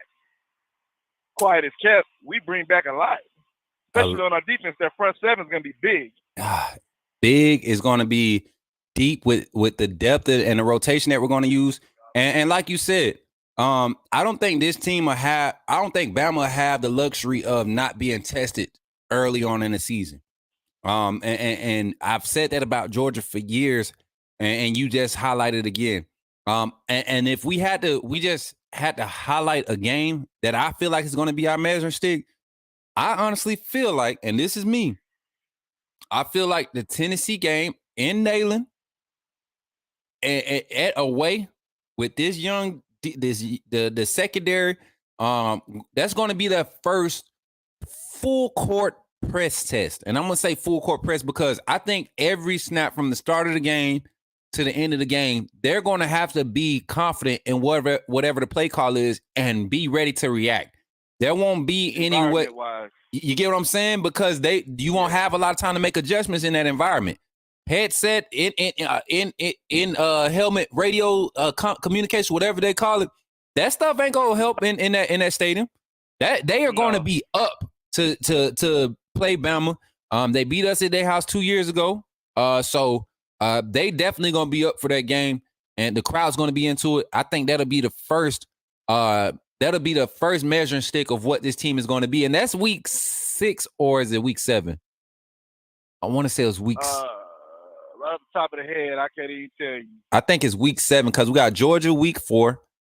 And then I think it's 2 games between Georgia and Tennessee. We'll double check the schedule, but that's the middle of the season, close to the middle of the season, where you really see your team's identity start to really bleed out and show its true colors. And that game is going to tell us a lot about the test of fortitude of this team, the resiliency of this offense, the play calling style of what the coaching staff is going to do defensively, more so than offensively. I'm ready to see what the defensive adjustments look like in that game, because Josh Heupel ain't gonna do nothing but get Kane Womack ready for Elijah Drinkwitz and that Missouri offense that follows up after that Tennessee game. So those 2 games right there is probably the telltale off, but that Tennessee is going to be the first sign, the first measuring stick of what this team is going to be. And I mean, that's just my personal opinion. You know what I'm saying? As far as just seeing them out there on the road and crazy environment and being able to play through all that and Yep. Yeah, I can see that. Yes, sir. Yes, sir. I'm Western Kentucky. That's going to be a good game. Oh, yeah. A lot of I don't know, man. Some people think they kind of try to look over that game. Nah, I'm not. Just because Western Kentucky, they'll put some points on you. They gonna air that thing out, ain't it? I keep telling folks. They'll put some points on you, man. If you ain't playing it right. Oh man. And then was it Wisconsin? I'm not worried about them. A lot of people. I actually worry more about Western Kentucky than I do Wisconsin. That's just me over the years, just seeing Wisconsin and what they do year in and year out. Right. 100%, my boy. 100%. Look, finally got my boy Big Bama, aka Red, Red on the road. Y'all, this is one of the personalities I want on the show on a regular basis. I want to be able to catch him on the road while he behind the truck, get him on the phone and just talk to him. Red on the road. We'll have, just like we got Tink calling in with Tink about it. There's a couple of y'all. I talked about this in the lobby last night in Discord. I want to have personalities come on the show and be able to share, because you have a lot of good things to say, and it may not be on the level or the same way I deliver it. You get what I'm saying? That's what this network is about. We about networking, getting exposure for everything that this fan base has to offer, this community has to offer. And I'm really appreciative of you jumping on the line with me, Big Bama, man. You already know we talked offline. Look, believe it or not, me and Big Bama wasn't fooling with each other about a month ago. Wasn't it about a month ago when all that stuff was going down? No. See, that's what I was trying to tell you. It wasn't me. I wasn't fooling with him. It wasn't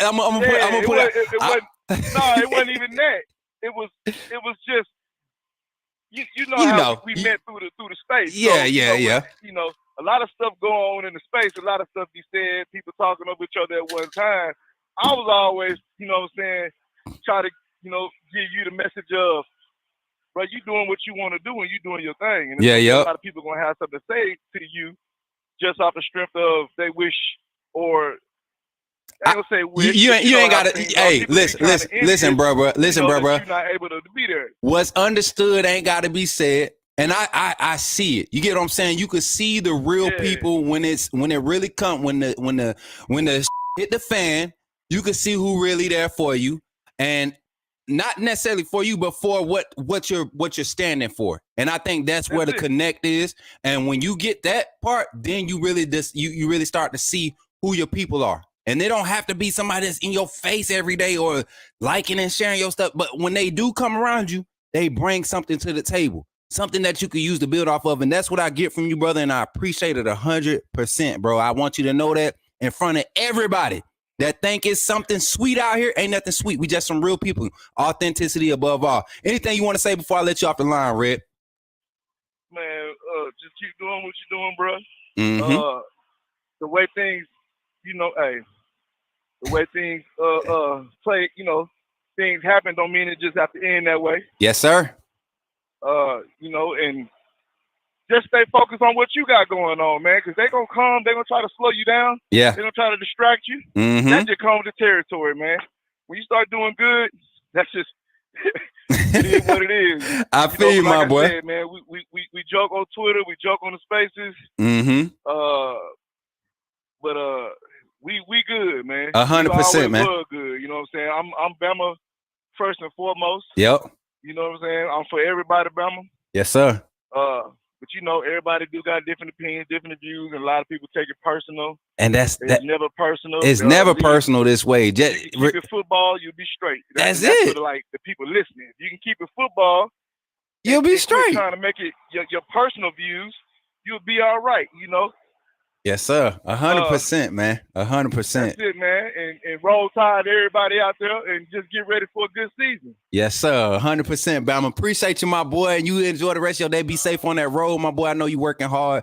Be safe out there in them streets, man, and take care of yourself, all right? I got you, man. I'm going to holler back at you. All right, man. Roll tide. Roll tide. All right now. Yes, sir. Shout out to my boy, Big Bama. My boy Red on the road, man. We're going to have him, I mean, like literally, y'all see the energy he bringing. And he know what he be talking about. So we definitely going to have him on. Listen, I got a few super chats and some new members to acknowledge, man. We got Winston Hunt just joined the channel. Winston, did I just run into you somewhere else in Atlanta somewhere? I feel like I just seen you like yesterday or the day before. And then Zach Will just comes in with the $4.99 super chat. He says, do you think our secondary will be able to handle Tennessee's offense? Ooh, that's a good call-in topic to really add to the phone call segment. That's a good call-in topic. Zach, I'm gonna make sure we keep that one highlighted. Appreciate the $4.99 super chat. I think we had one more that I missed. It was a $20 super chat, I believe. Marquita, I think it was. I don't know what happened to my chat. I can't see nothing now. So you really gonna have to do your thing. I might have to back up. He said, oh, there you go. Bino Thomas. $20 super chat. He said, Smook, college football is scared of Bama due to the uncertainty of what the players can do under his new coaching staff. Appreciate that $20 super chat from my brother Bino, my senior moderator. And Bino, to highlight that comment, I said something similar to about the team last year. I made a statement that college football was scared that Jalen Monroe and this offense would figure it out. And the moment that happens, they know that they're in trouble. And Monroe and that team did figure it out for like a 4 or 5 week span during the middle of the season. And then we kind of peaked. And our peak was not good enough to beat Michigan, the eventual national championship. We didn't lose anybody else. The next team we lost to after I made that post was to the eventual national champions of college football. So it's definitely one of those things where we want to keep that at the forefront. We want to acknowledge that. So right now we got somebody on the line. Let me check. Let me make sure they came through proper. What's up? You on the line with Coach Smook. Who are you and where you calling from? Now talk to me. What's up, Coach Smook? This is Davin from Birmingham. What's up, my boy? What's happening, man? Man, Chili, you already know what time it is, man. Glad to have you on again, bro. Let's jump into this subject, man. You heard what we've been talking about. We breaking down the roster, talking about keys to both sides of the ball, highlighting players or position groups, whatever you feel, man. Which side of the ball you want to start on? Man, Zach had a great question because that was exactly what it tied right into the topic I wanted to start with. Let's jump on it then. I'll put it up there for you. Let's jump on it. Look, this is the community show. I just want y'all to remember that. This is the community show. And Zach said, do you think our secondary will be able to handle Tennessee's offense? And we're going to pass it to Davin. Davin going to jump on that. Yeah, first, I love the talent we got in the secondary. I think everybody is kind of looking sideways at the secondary because we lost so many DBs. I think the coaching staff did a great job as far as like what they brought in through the portal. Keon Sabb was huge. He's going to be huge on that back end. I agree with you. I think Keon Sabb is going to be that high safety, and then we're going to probably move Malachi closer to the line of scrimmage where he's a little bit more comfortable. But I think one thing that people aren't really looking at is just the depth that we have in our front seven, or in this new scheme, more of a front six. We got a lot of depth on that defensive line. We got a lot of depth in the inside linebacker room, which I think is going to be huge because a lot of people, Deontay and Jihad, they're both two talented individual inside linebackers. I think we got the best inside linebacker duo in the country, but they're also both very injury prone. Mm-hmm. So I think the fact that we were able to keep Justin Jefferson, Jeremiah Alexander, we still got Justin O back there. We got a talented inside linebacker group. And I think one way you can kind of mask some of the youth in the secondary is by applying pressure. If the quarterback isn't comfortable, if he's running for his life the whole game, it doesn't matter what you got going on in secondary for real, because the front seven or front six can really mask some of those problems. Another thing I was looking at was the wolf position. You got Q-Rob, you got Keanu Coot, you got Quay Russaw, and you got Yanzi Pierre. I mean, that's a talented pass rushing group right there. I mean, I would be hard pressed to find anybody's pass rushing group in the country or outside linebacker room in the country that matches that. Davin, I got a question for you. Jumping back to the DB question, the secondary. Yeah. Mm-hmm. You said something that people they don't realize what we really lost in the secondary. Right. And to lose what we lost in the secondary and to still turn around and be able to bring to the field, to bring to the college football landscape what we have on the roster. I'm gonna just go down this list of names that transferred right before Saban retired and right after he retired. And these are just the DBs that transferred. And I want y'all to remember because it feels like a year ago this happened, but this just happened. What's this? May? So 4 months ago now. Right. Yeah. Christian Story was one of the first. He was the first DB to go out to leave Bama. Right. Very, very, very well spoken senior, very veteran guy. Kind of saw the writing on the wall, went and got his opportunity elsewhere. He goes to Kentucky. The next one, the one that surprised everybody, I believe, Earl Little. Left. Man. You get what I'm saying? Like, and I know this is gonna open some wounds, but let's talk. I'm gonna go through it pretty fast. And then another one that hurt us, Jake Pope. Yeah. Another one. I mean, we were so hyped about Jake Pope. Then Antonio Kite. Then Dez Ricks. Then Trey Amos. And then the big one, Caleb Downs.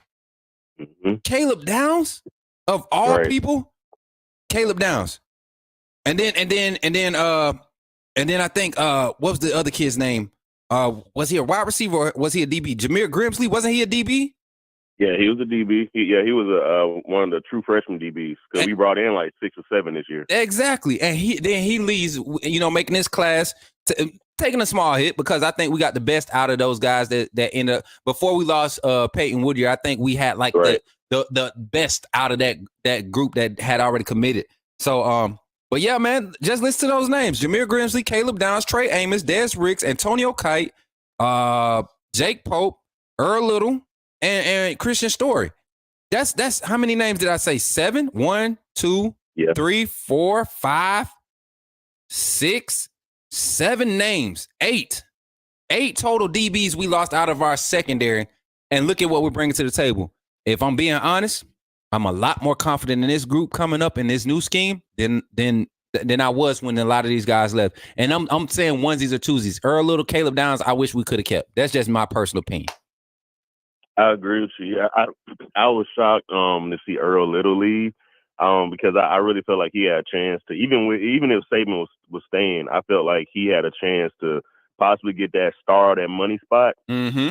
So I was a little bit shocked to see him leave. But, it was a little bit going on there in Florida State. You got Pat Surtain Sr. down there. Yep. Earl Little got a big relationship with them. He was one of the Surtain Sr. was one of the biggest reasons why Earl Little ended up at Bama, just because of that relationship they got. Yep. So I could definitely see him getting in his ear a little bit. Hey, man, you're not starting at Bama. They're not playing you. You deserve to be starting. Kids are impressionable because he said literally, I think he did an interview during the Rose Bowl, and he was like, oh, yeah, I'm definitely coming back. And then a week later, he's in the portal. Right. So, these young kids are impressionable. But I agree with you, man. We lost a lot in the secondary. But I think this staff and Coach DeBoer, Coach Morgan, I thought they did a really good job of really getting into the portal and really getting us some guys that we can really put a good product on the field in the secondary. When you look at Damani Jackson, Damani took his lumps. Then watching that Damani Jackson interview was great. Just being, because a lot of people didn't realize he was dealing with those injuries. People just thought, man, he a top 5 kid in the country, and he's not doing nothing at USC. But when you combine the injuries that he dealt with, you combine some of the bad coaching he was getting out there. Because, I agree, man. With Grinch was one of the worst defensive coordinators ever. Every stop he went at, majority of his defense got worse over time. 100%. So you combine injuries with bad coaching and the culture out there at USC. I think Damani being in Bama with a winning culture, with great coaching, we're really gonna see Damani Jackson have a money year this year. So I'm confident in him. On that opposite side, I believe Xavier Brown could get the job done. He's a true freshman, but he may take his lumps. But I believe he can get the job done if he has to. But with us bringing in the Wake Forest corner, that leaves us in a position where if he isn't ready, we at least got a solid corner with experience who could play opposite Damani Jackson. Yeah, and I honestly believe, and this is my personal opinion, I think we get more out of King Mack being the first guy up if Brown isn't. I really do. Yeah. Because you putting him, we know Damani is going to be our ISO guy. You're putting him in the ISO situations. Probably our best, most experienced cover corner, man corner in the room right now, right? On the college level. Is Damani Jackson. You really want that responsibility to be his. He has that confidence. That's his skill set. Let him play football and be the ISO boundary cover corner, right? You look at the other side, a guy like Deshaun Jones, not Deshaun Jones, but King Mack, the off ball, the soft man match zone, alignment. That's what the boundary guy is going to be asked to do. You're going to have to be able to have your depth and be able to react and maintain that depth before you have to be in phase, second and third phase of a lot of these route concepts that's going to be thrown at you. And you got to be able to decipher these things early in the play. So you playing off coverage, that allows you to do that. Deshaun Jones has a solid ability to do it, but King Mack is he reminds me a lot of Dre Kirkpatrick Sr. He wasn't a shutdown man in your face jam corner. Dre will walk up on you, and right before the snap, get about a 6-7 yard cushion, and you think you got space to run a quick slant on him, and he's already reacting because he sees the quarterback arm raising. He's giving him himself that space to read through the route to the quarterback and not get his eyes caught up in the backfield because he's creating that space to do so. And I see a lot of similarities from King Mack too. So I like our secondary, man. Whether we go with the young guy and let them kind of go with their bumps and bruises and have quality depth to back them up, or we go with the old guys and have the young guys just getting better week by week and when their opportunity, because there will be an opportunity. There's always an opportunity. When they get that opportunity, those guys will be ready and they'll be ready to shine. Jump to the offensive side. Talk to me about the offense, man. What you seeing on that side? Oh man, I mean, of course we got the best guard duo in the country. I mean, I'm just, and I'm not just saying that with crimson colored glasses. I mean, you'll be hard pressed to find two guards in the country better than Tyler Booker and Jaden Roberts. Right.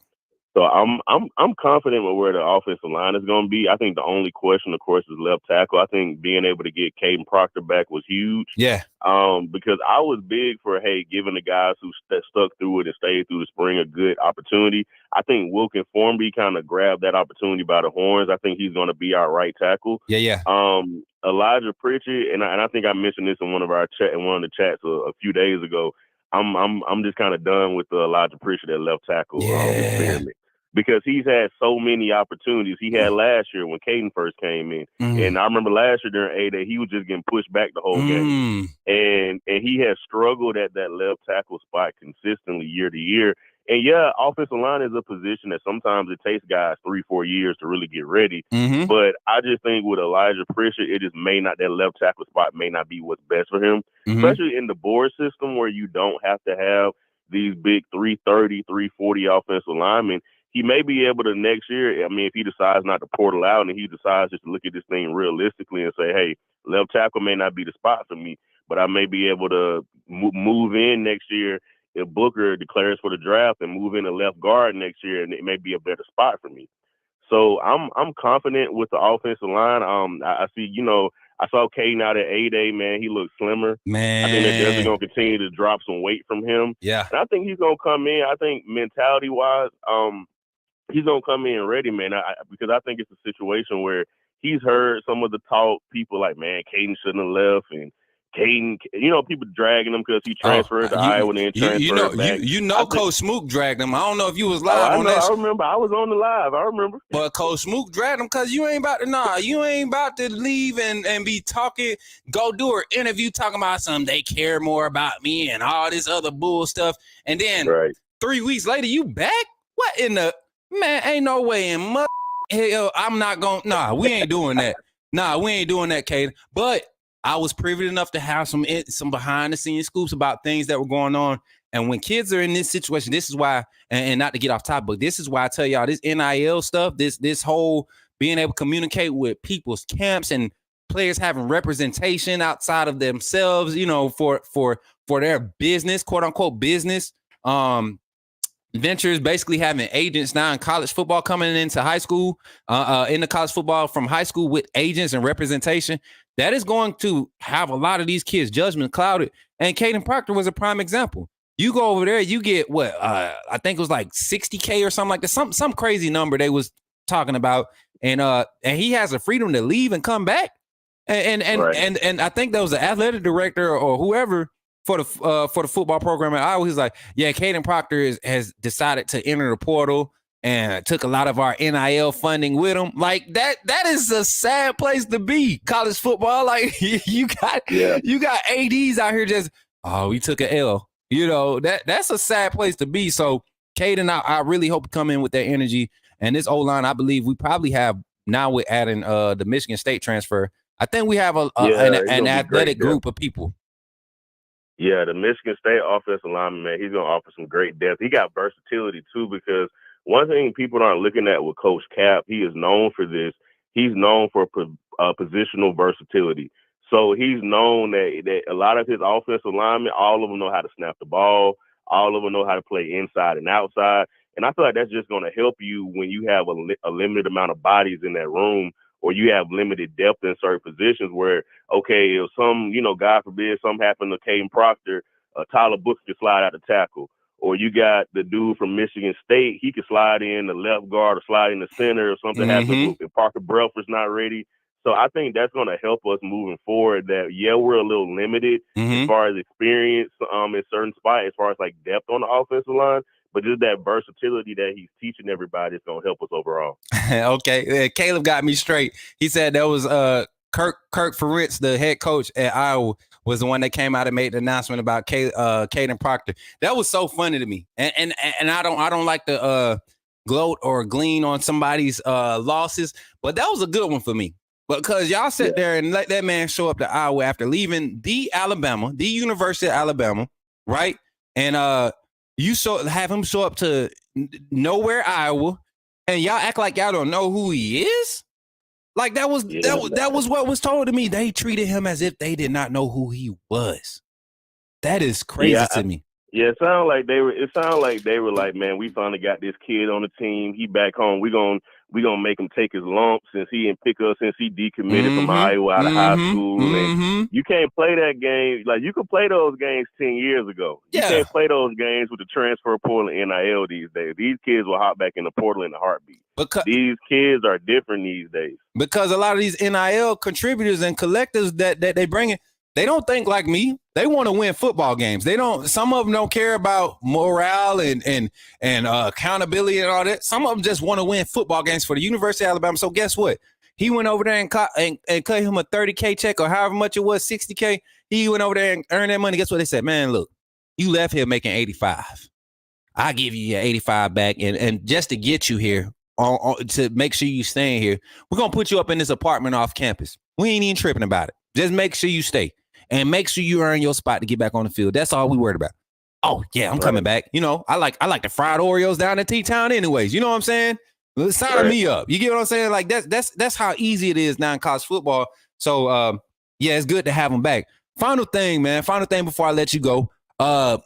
Overall, man, and we kind of got into this talk about the season. And I want to add this to this phone call since we should have time for one more. But I want to add this to you. What game, and we kind of talked about this the other day, what game do you look at and say, okay, I look at the defense, this is what I'm excited about. I look at the offense, this is what I'm excited about. What game truly tests the best thing or what we have to offer as far as our putting our best foot forward? What game tests that on both sides of the ball and forces us to really and becomes the measuring stick of what this team becomes the rest of the season? I really think going to Tennessee is going to be a big one because, of course, they lost last year. I don't think Tennessee is going to be as talented as they were 2 years ago. Yeah. But I think Josh Heupel, he's going to throw everything that he can in Knoxville, and we already know it's going to be a crazy environment up there. So and it is a rivalry anyway. So I really think that's going to be a game just with that offense. Josh Heupel's the type of coach where he's like, okay, if they got a weak spot in that secondary, we saw it against us 2 years ago. Even last year, completely destroyed our safety completely. Yeah, they knew our safety was a box safety, and for whatever reason, and I don't even want to mention this man's name, but Pete Golden, for whatever reason, he kept allowing our safety to sit on an island and get destroyed the whole game. He just kept allowing that to happen. And I believe Josh Heupel, he's the type of coach. He's going to attack those weaknesses in the secondary. So I think that's a game we're really going to have to be on our P's and Q's. We're really going to see what this coaching staff is made of, which I have all the confidence in the world in Kalen DeBoer. I know people were talking about, I know you made a question if he's going to be the next great, head football coach. I definitely believe that. I mean, you look at his track record. I mean, and then people have the crazy excuse of, well, he's coming from the Pac-12. Kiffin came from the Pac-12. Sark came from the Pac-12. But Bama fans were just clamoring for us to get those two guys. And if you look at what Sark did at Washington and what Kalen DeBoer did at Washington, and Kalen DeBoer came into a way worse situation, Kalen DeBoer did better than what Sark did at Washington. Yes.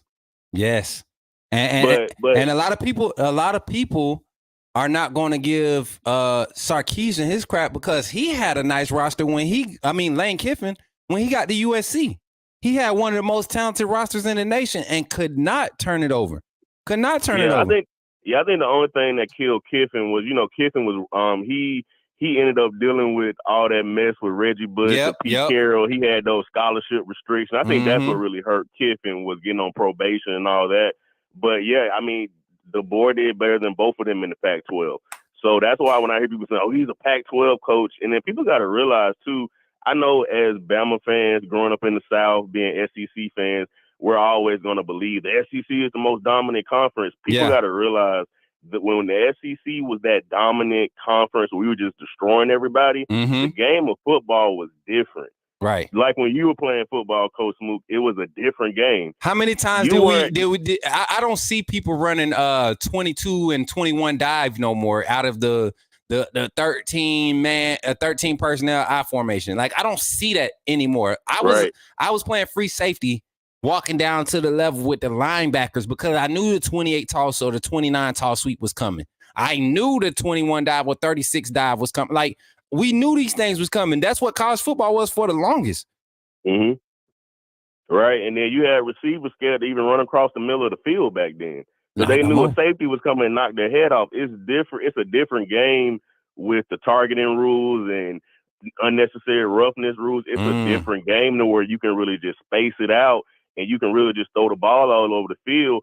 And that really helped the rest of college football catch up to the SEC because the SEC really had to catch up to that style of play because we were just ground and pound, run game. We bigger, we're more physical. But the other leagues, Pac-12, the Big 12, they were playing that style of football anyway. So when those rules came into play, it helped them catch up with the SEC. So when I hear people saying, well, it's different in the SEC, true, it's a different level of physicality to a certain degree, but the rest of college football has really caught up to the SEC, and you can kind of see that in how the SEC plays out of conference. I know at the beginning of the year, when the SEC was playing out of conference, we lost a lot of games against Big 12 teams, against Pac-12 teams, against ACC schools. Like, that's just because of how the nature of the beast in these days. Man, listen. So I made a note earlier. And I was going to say this statement earlier. But listen, would you agree with me? And this is kind of to support your point that Kevin Sumlin and that Texas A&M staff, and I forget who was the head coach of Missouri when they came to the SEC. Would you agree with me and say that those coaches broke the SEC and forced everybody to change their style of offense? I think Mississippi State and Ole Miss had already been kind of advanced with up tempo, a little bit more pass heavy, right?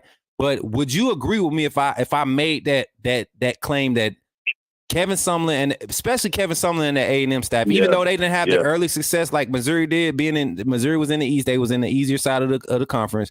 I think Kevin Sumlin with Manziel and Kingsbury, it was Cliff Kingsbury was the OC when they got Manziel. I want to make that statement. They broke the SEC. Yeah, if you look at the coaches that were in the SEC at that time, when you had Kevin Sumlin, I believe Gus was at Auburn at that point. I think Hugh was at Ole Miss. You had Dan Mullen in Mississippi State. That's when you really started to see the SEC shift towards more of a spread offensive, quarterback-centric, not just ground and pound. Whoever has the best running backs is going to be the best team in that conference. I agree with you there because when you look at what A&M brought with Manziel, with that wide receiver, Mike Evans, with that offense, it made the rest of the league have to catch up and say, okay, we can't just have game managers at quarterback anymore. We can't just have dudes who are solid college quarterbacks. We got to really go out there and get elite talent. And that's when you really started to see the SEC. I think that kind of helped the SEC branch out. That's why you see, I don't think if the SEC stayed the same way, you would have seen a Tua or a Bryce or a Najee Harris from the West Coast come to play at Alabama. I think when the SEC made that shift, that made those West Coast kids kind of say, okay, they're playing a style of football that we can play. And that's when you really started to see the SEC change during that time period. So I agree with you there. Right. And it caused the powers of the SEC, Alabama, Florida at the time.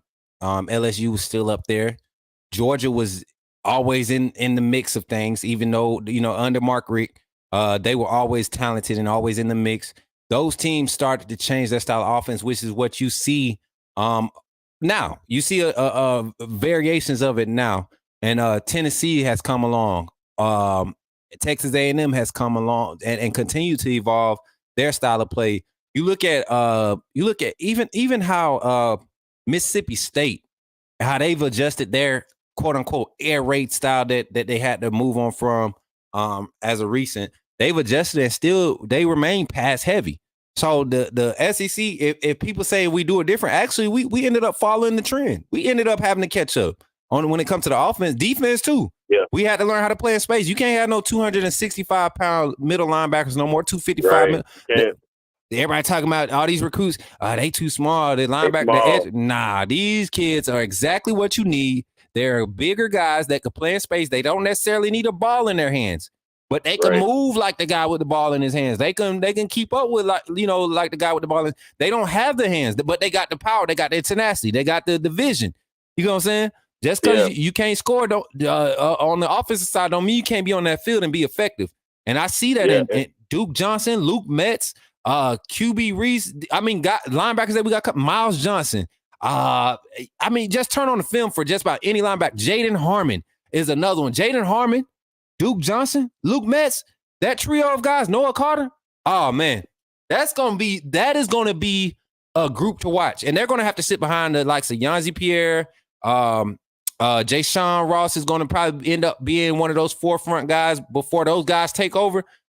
Quay Russaw, you get what I'm saying? Like all of those, Jeremiah Alexander got to basically be a rotational player another year, and we saw what he did in the spring. Talented. Man, that dude's talented. To go from the edge to the inside. And then one thing, I'm sorry, Smook. Go ahead.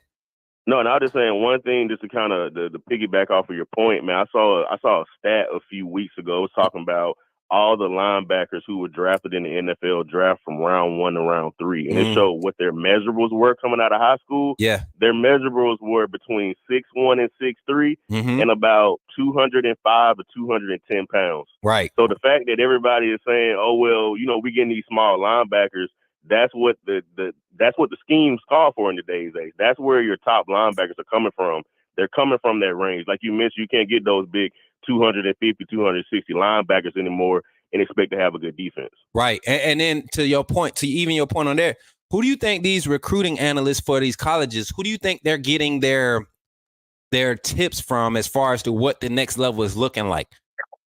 You get what I'm saying? And they're going to find the early stage development form of what the league is trying to look for, and they're trying to add those guys to their roster, and that's what they're learning to build their scheme off of. At the end of the day, it's all a progressive, growing business transaction. So the more players we can get here that have the NFL early progress look, the better for our roster, the better it looks for me as a coach.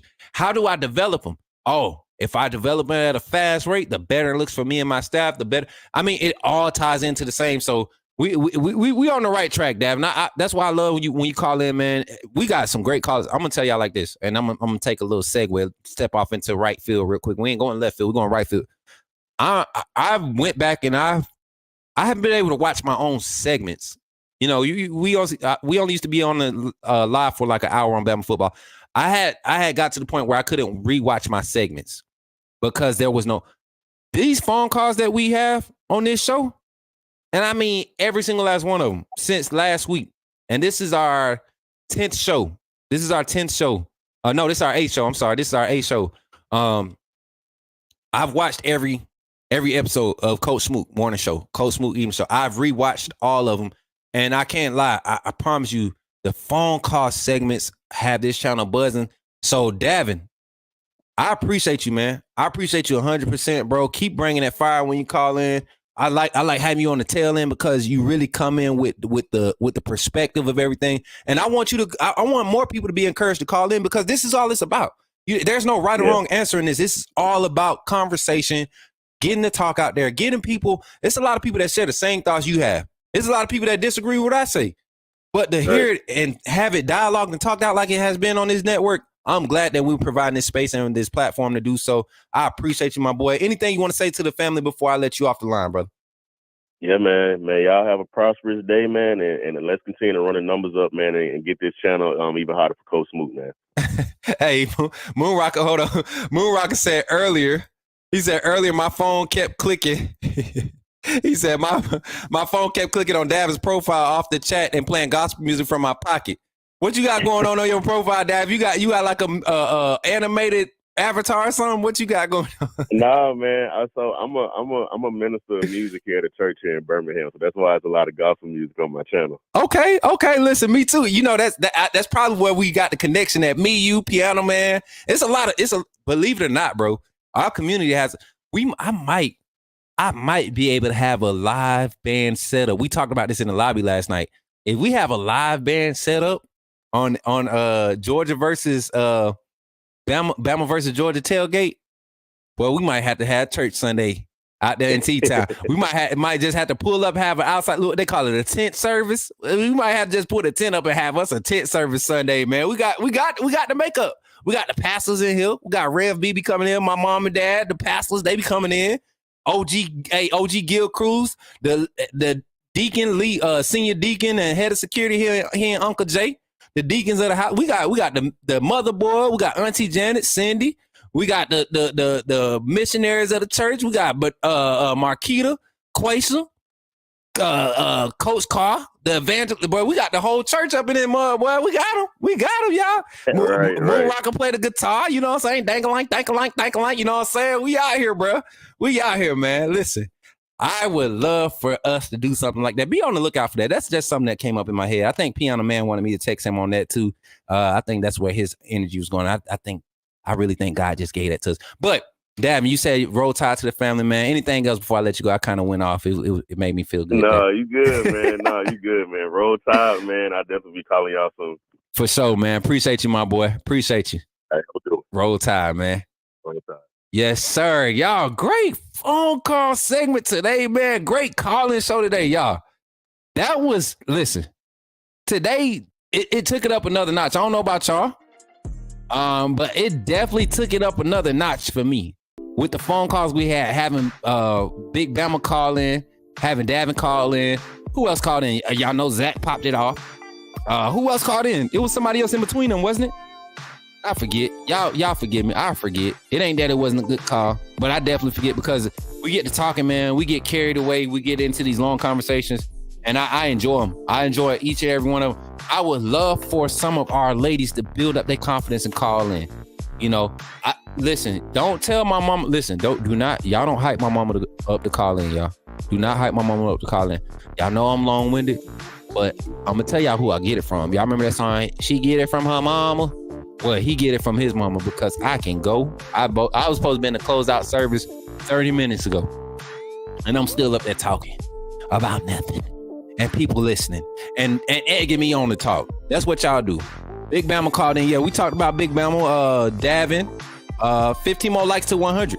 Look at my chat. Keeping up. Red. That's who called. Bama. That's Big Bama. That's Red. Red on the road, man. Listen. And then also, I don't know if y'all follow Crimson Watch, the young lady we had her on Bama Late Night a while ago. I want to have her on for a fans reaction segment.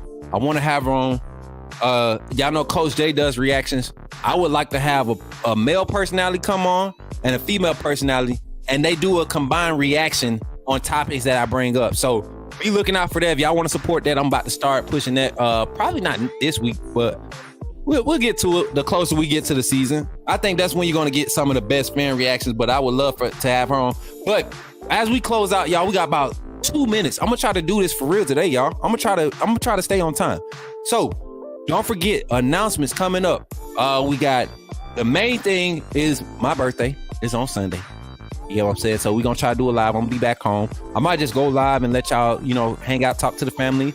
I'm not sure what the full plans is, but if you're close to the area, you trying to support, you want to link up, you want to come and celebrate with me, we'll have, it'll be something impromptu, nothing crazy, nothing planned, nothing that's going to hit your pockets or hurt you. If you want to pull up and spend a little gas to come where we at, I'll let you know. We'll put it out in Discord. But yes, my birthday is Sunday. So, maybe we do a special stream Saturday and then do another one where we just hanging out Sunday, right? But we'll see. We got some production things to do this week. I will be back home at Russell County High School. We'll be doing the day in the life of Bryson Riggins. Make sure y'all go check out my young boy. Let me pull up his Twitter real quick. Yeah, make sure y'all go follow my young boy Bryson, man. This young man, it's personal for me. One, because he's from where I'm from, right? He's at the high school where I started at. A lot of people, I tell people I graduated from Central because I had to. If I had a choice, I would have graduated from Russell County. I did have a choice. I just made some decisions and ended up getting my butt kicked out for beating up one of my coaches. But that's neither here nor there. You know what I'm saying? It doesn't matter. We're here now, right? But make sure y'all go check my boy out, man. Bryson Riggins. Here's his Twitter right here. I'm gonna show y'all his Twitter real quick. And y'all make sure y'all go support him, man. Go show him some love. This is my young boy. Love this boy to life. I don't say love him to death. I love him to life. Class of 26 QB. And when I say the young man, y'all see the form right there. Y'all see the picture. There's a quarterback right now that's starting for Alabama that has this same similar type of throwing motion, right? That people didn't believe in. He had people telling him the same thing. And now, because he's went to one or two camps, the name is starting to buzz. I would not be surprised if Kalen DeBoer and his staff make a push for this young guy, QB, Bryson Riggins, and give him a chance to develop. He's a go-getter. So if you give him an opportunity, he's going to make you proud. Shout out to Jay Townsend with the $2 super chat. He said this show was fire emoji. That's how you know we real. We got Uncle Jay using emojis today. If you appreciate you, Uncle Jay. My man, Uncle Jay is ready to get to it, y'all. I've been trying to provide some space for some of our younger members. You know what I'm saying? Some of our younger members. I ain't gonna call them old. I'm gonna call them the life of the community. I'm trying to get them space to kind of get acquainted with these phones and these devices and stuff. And we really gonna allow them to do their own, have their own spin on how they promote for the community. Because that's what it's about, community. So with that being said, we got that content coming. Dad and I love you, son. And we are so godly proud of Coach Smook Network and the AAA family. Mama, I love you. And yes, I saw your new profile picture. Bring it back up once for a little second, sis. Bring it back up. Y'all see my mama picture, right? She done went and got right. So I'm gonna need Josh to go get right. I'm gonna need Gil to go get right. Gary, I'm gonna need y'all to go get right. If you still got a letter on your avatar at the end of the show, when we start the show tonight, it's gonna be a problem. It's gonna be a problem. I'm just letting you know. I'm gonna give each one of you 3 minutes of this personal attention because you have yet to put Angelo. You just got caught with the fire emoji. You just got caught. I want a profile picture. I want something in that avatar. I want something. All right. But with that being said, y'all, don't forget tonight we will be live. I'm thinking 7 p.m. Central Standard Time. If the time changes because we have a meeting at 6:15 Central Standard Time. We have a Zoom that we're going to be jumping in on. Shout out to Walt Brock of the University of Alabama. He's basically the media manager and content distributor for the university. He handles all the extracurricular filming and content that comes and interacts with the University of Alabama. Have a meeting with him. Coach Smook Coach Smook got a meeting with a big guy like Walt Brock, man. It's huge for us. I don't know what that entails. I kind of have an idea. So definitely keep your prayers up to push that positivity, push progression. And wish for the best right now. Wish for the best that we are in position to take advantage and thrive in all opportunities. Because I pray that for my community. I pray that for my people. Anytime you get an opportunity, just think about it. Coach Smook might have been praying for you. You know what I'm saying? Coach Smook was praying for you. So, and we're going to start having those call-in segments where we just talk about the good news. You get what I'm saying? Not necessarily a testimony service, anything like that. We talk about good news that involves our community. Friday night, I wanted to do a game night this Friday, but we will be working. So Friday night, there might not be a normal segment, call-in segment, but we will have family night, lobby night in the lobby. Coach OG Gil Cruz, his birthday is Friday, so if he not too tied up, we'll open the lobby. Get on everybody. I want y'all to be comfortable on these cameras because at some point in time, we will have lobby night on live, and y'all need to be on camera just to get the full feel and effect of what it's like to be a part of this AAA fam, and it's going to create the vibes for when we link up for the tailgate. So we got a lot of stuff going on here. Continue to support everybody that's connected to the network, everybody, content creators, business owners, all of the above. Continue to support. And I want to say thank you all for supporting the channel. All my AAA family members, all my members that have chosen to, contribute monetarily. I appreciate it. Be looking out for this RSVP link for the tailgate. And I think that's it, y'all. I think that's it. So with that being said, thank you all tuning in this morning. Tune in tonight. We'll kick it off. When we kick it off, I want y'all to come with the energy. Make sure y'all run the likes up. I think we missed our goal by like 8 or 9. Let me double check. Because if it's 9, we're going to get it. We're going to get 100 likes. A lot of people come in after the show anyways and like it. We actually ended yesterday's, I want to say, with 163 by the end of the day with the 24-hour mark. It was 163 likes, I believe, or I was looking at another one. Our numbers are definitely dropping because there's not much to talk about. There's not a lot of buzz. People are working. You know what I'm saying? They're trying to get adjusted to the new times and stuff. But it's going to grow. It's going to continue to grow. Turn on your notifications. Go to the page. Hit the bell. Turn your notifications so any posts, any lives, you don't miss them. And with that being said, I'm your boy, Coach Smook. Catch you on the next one. Roll Tide.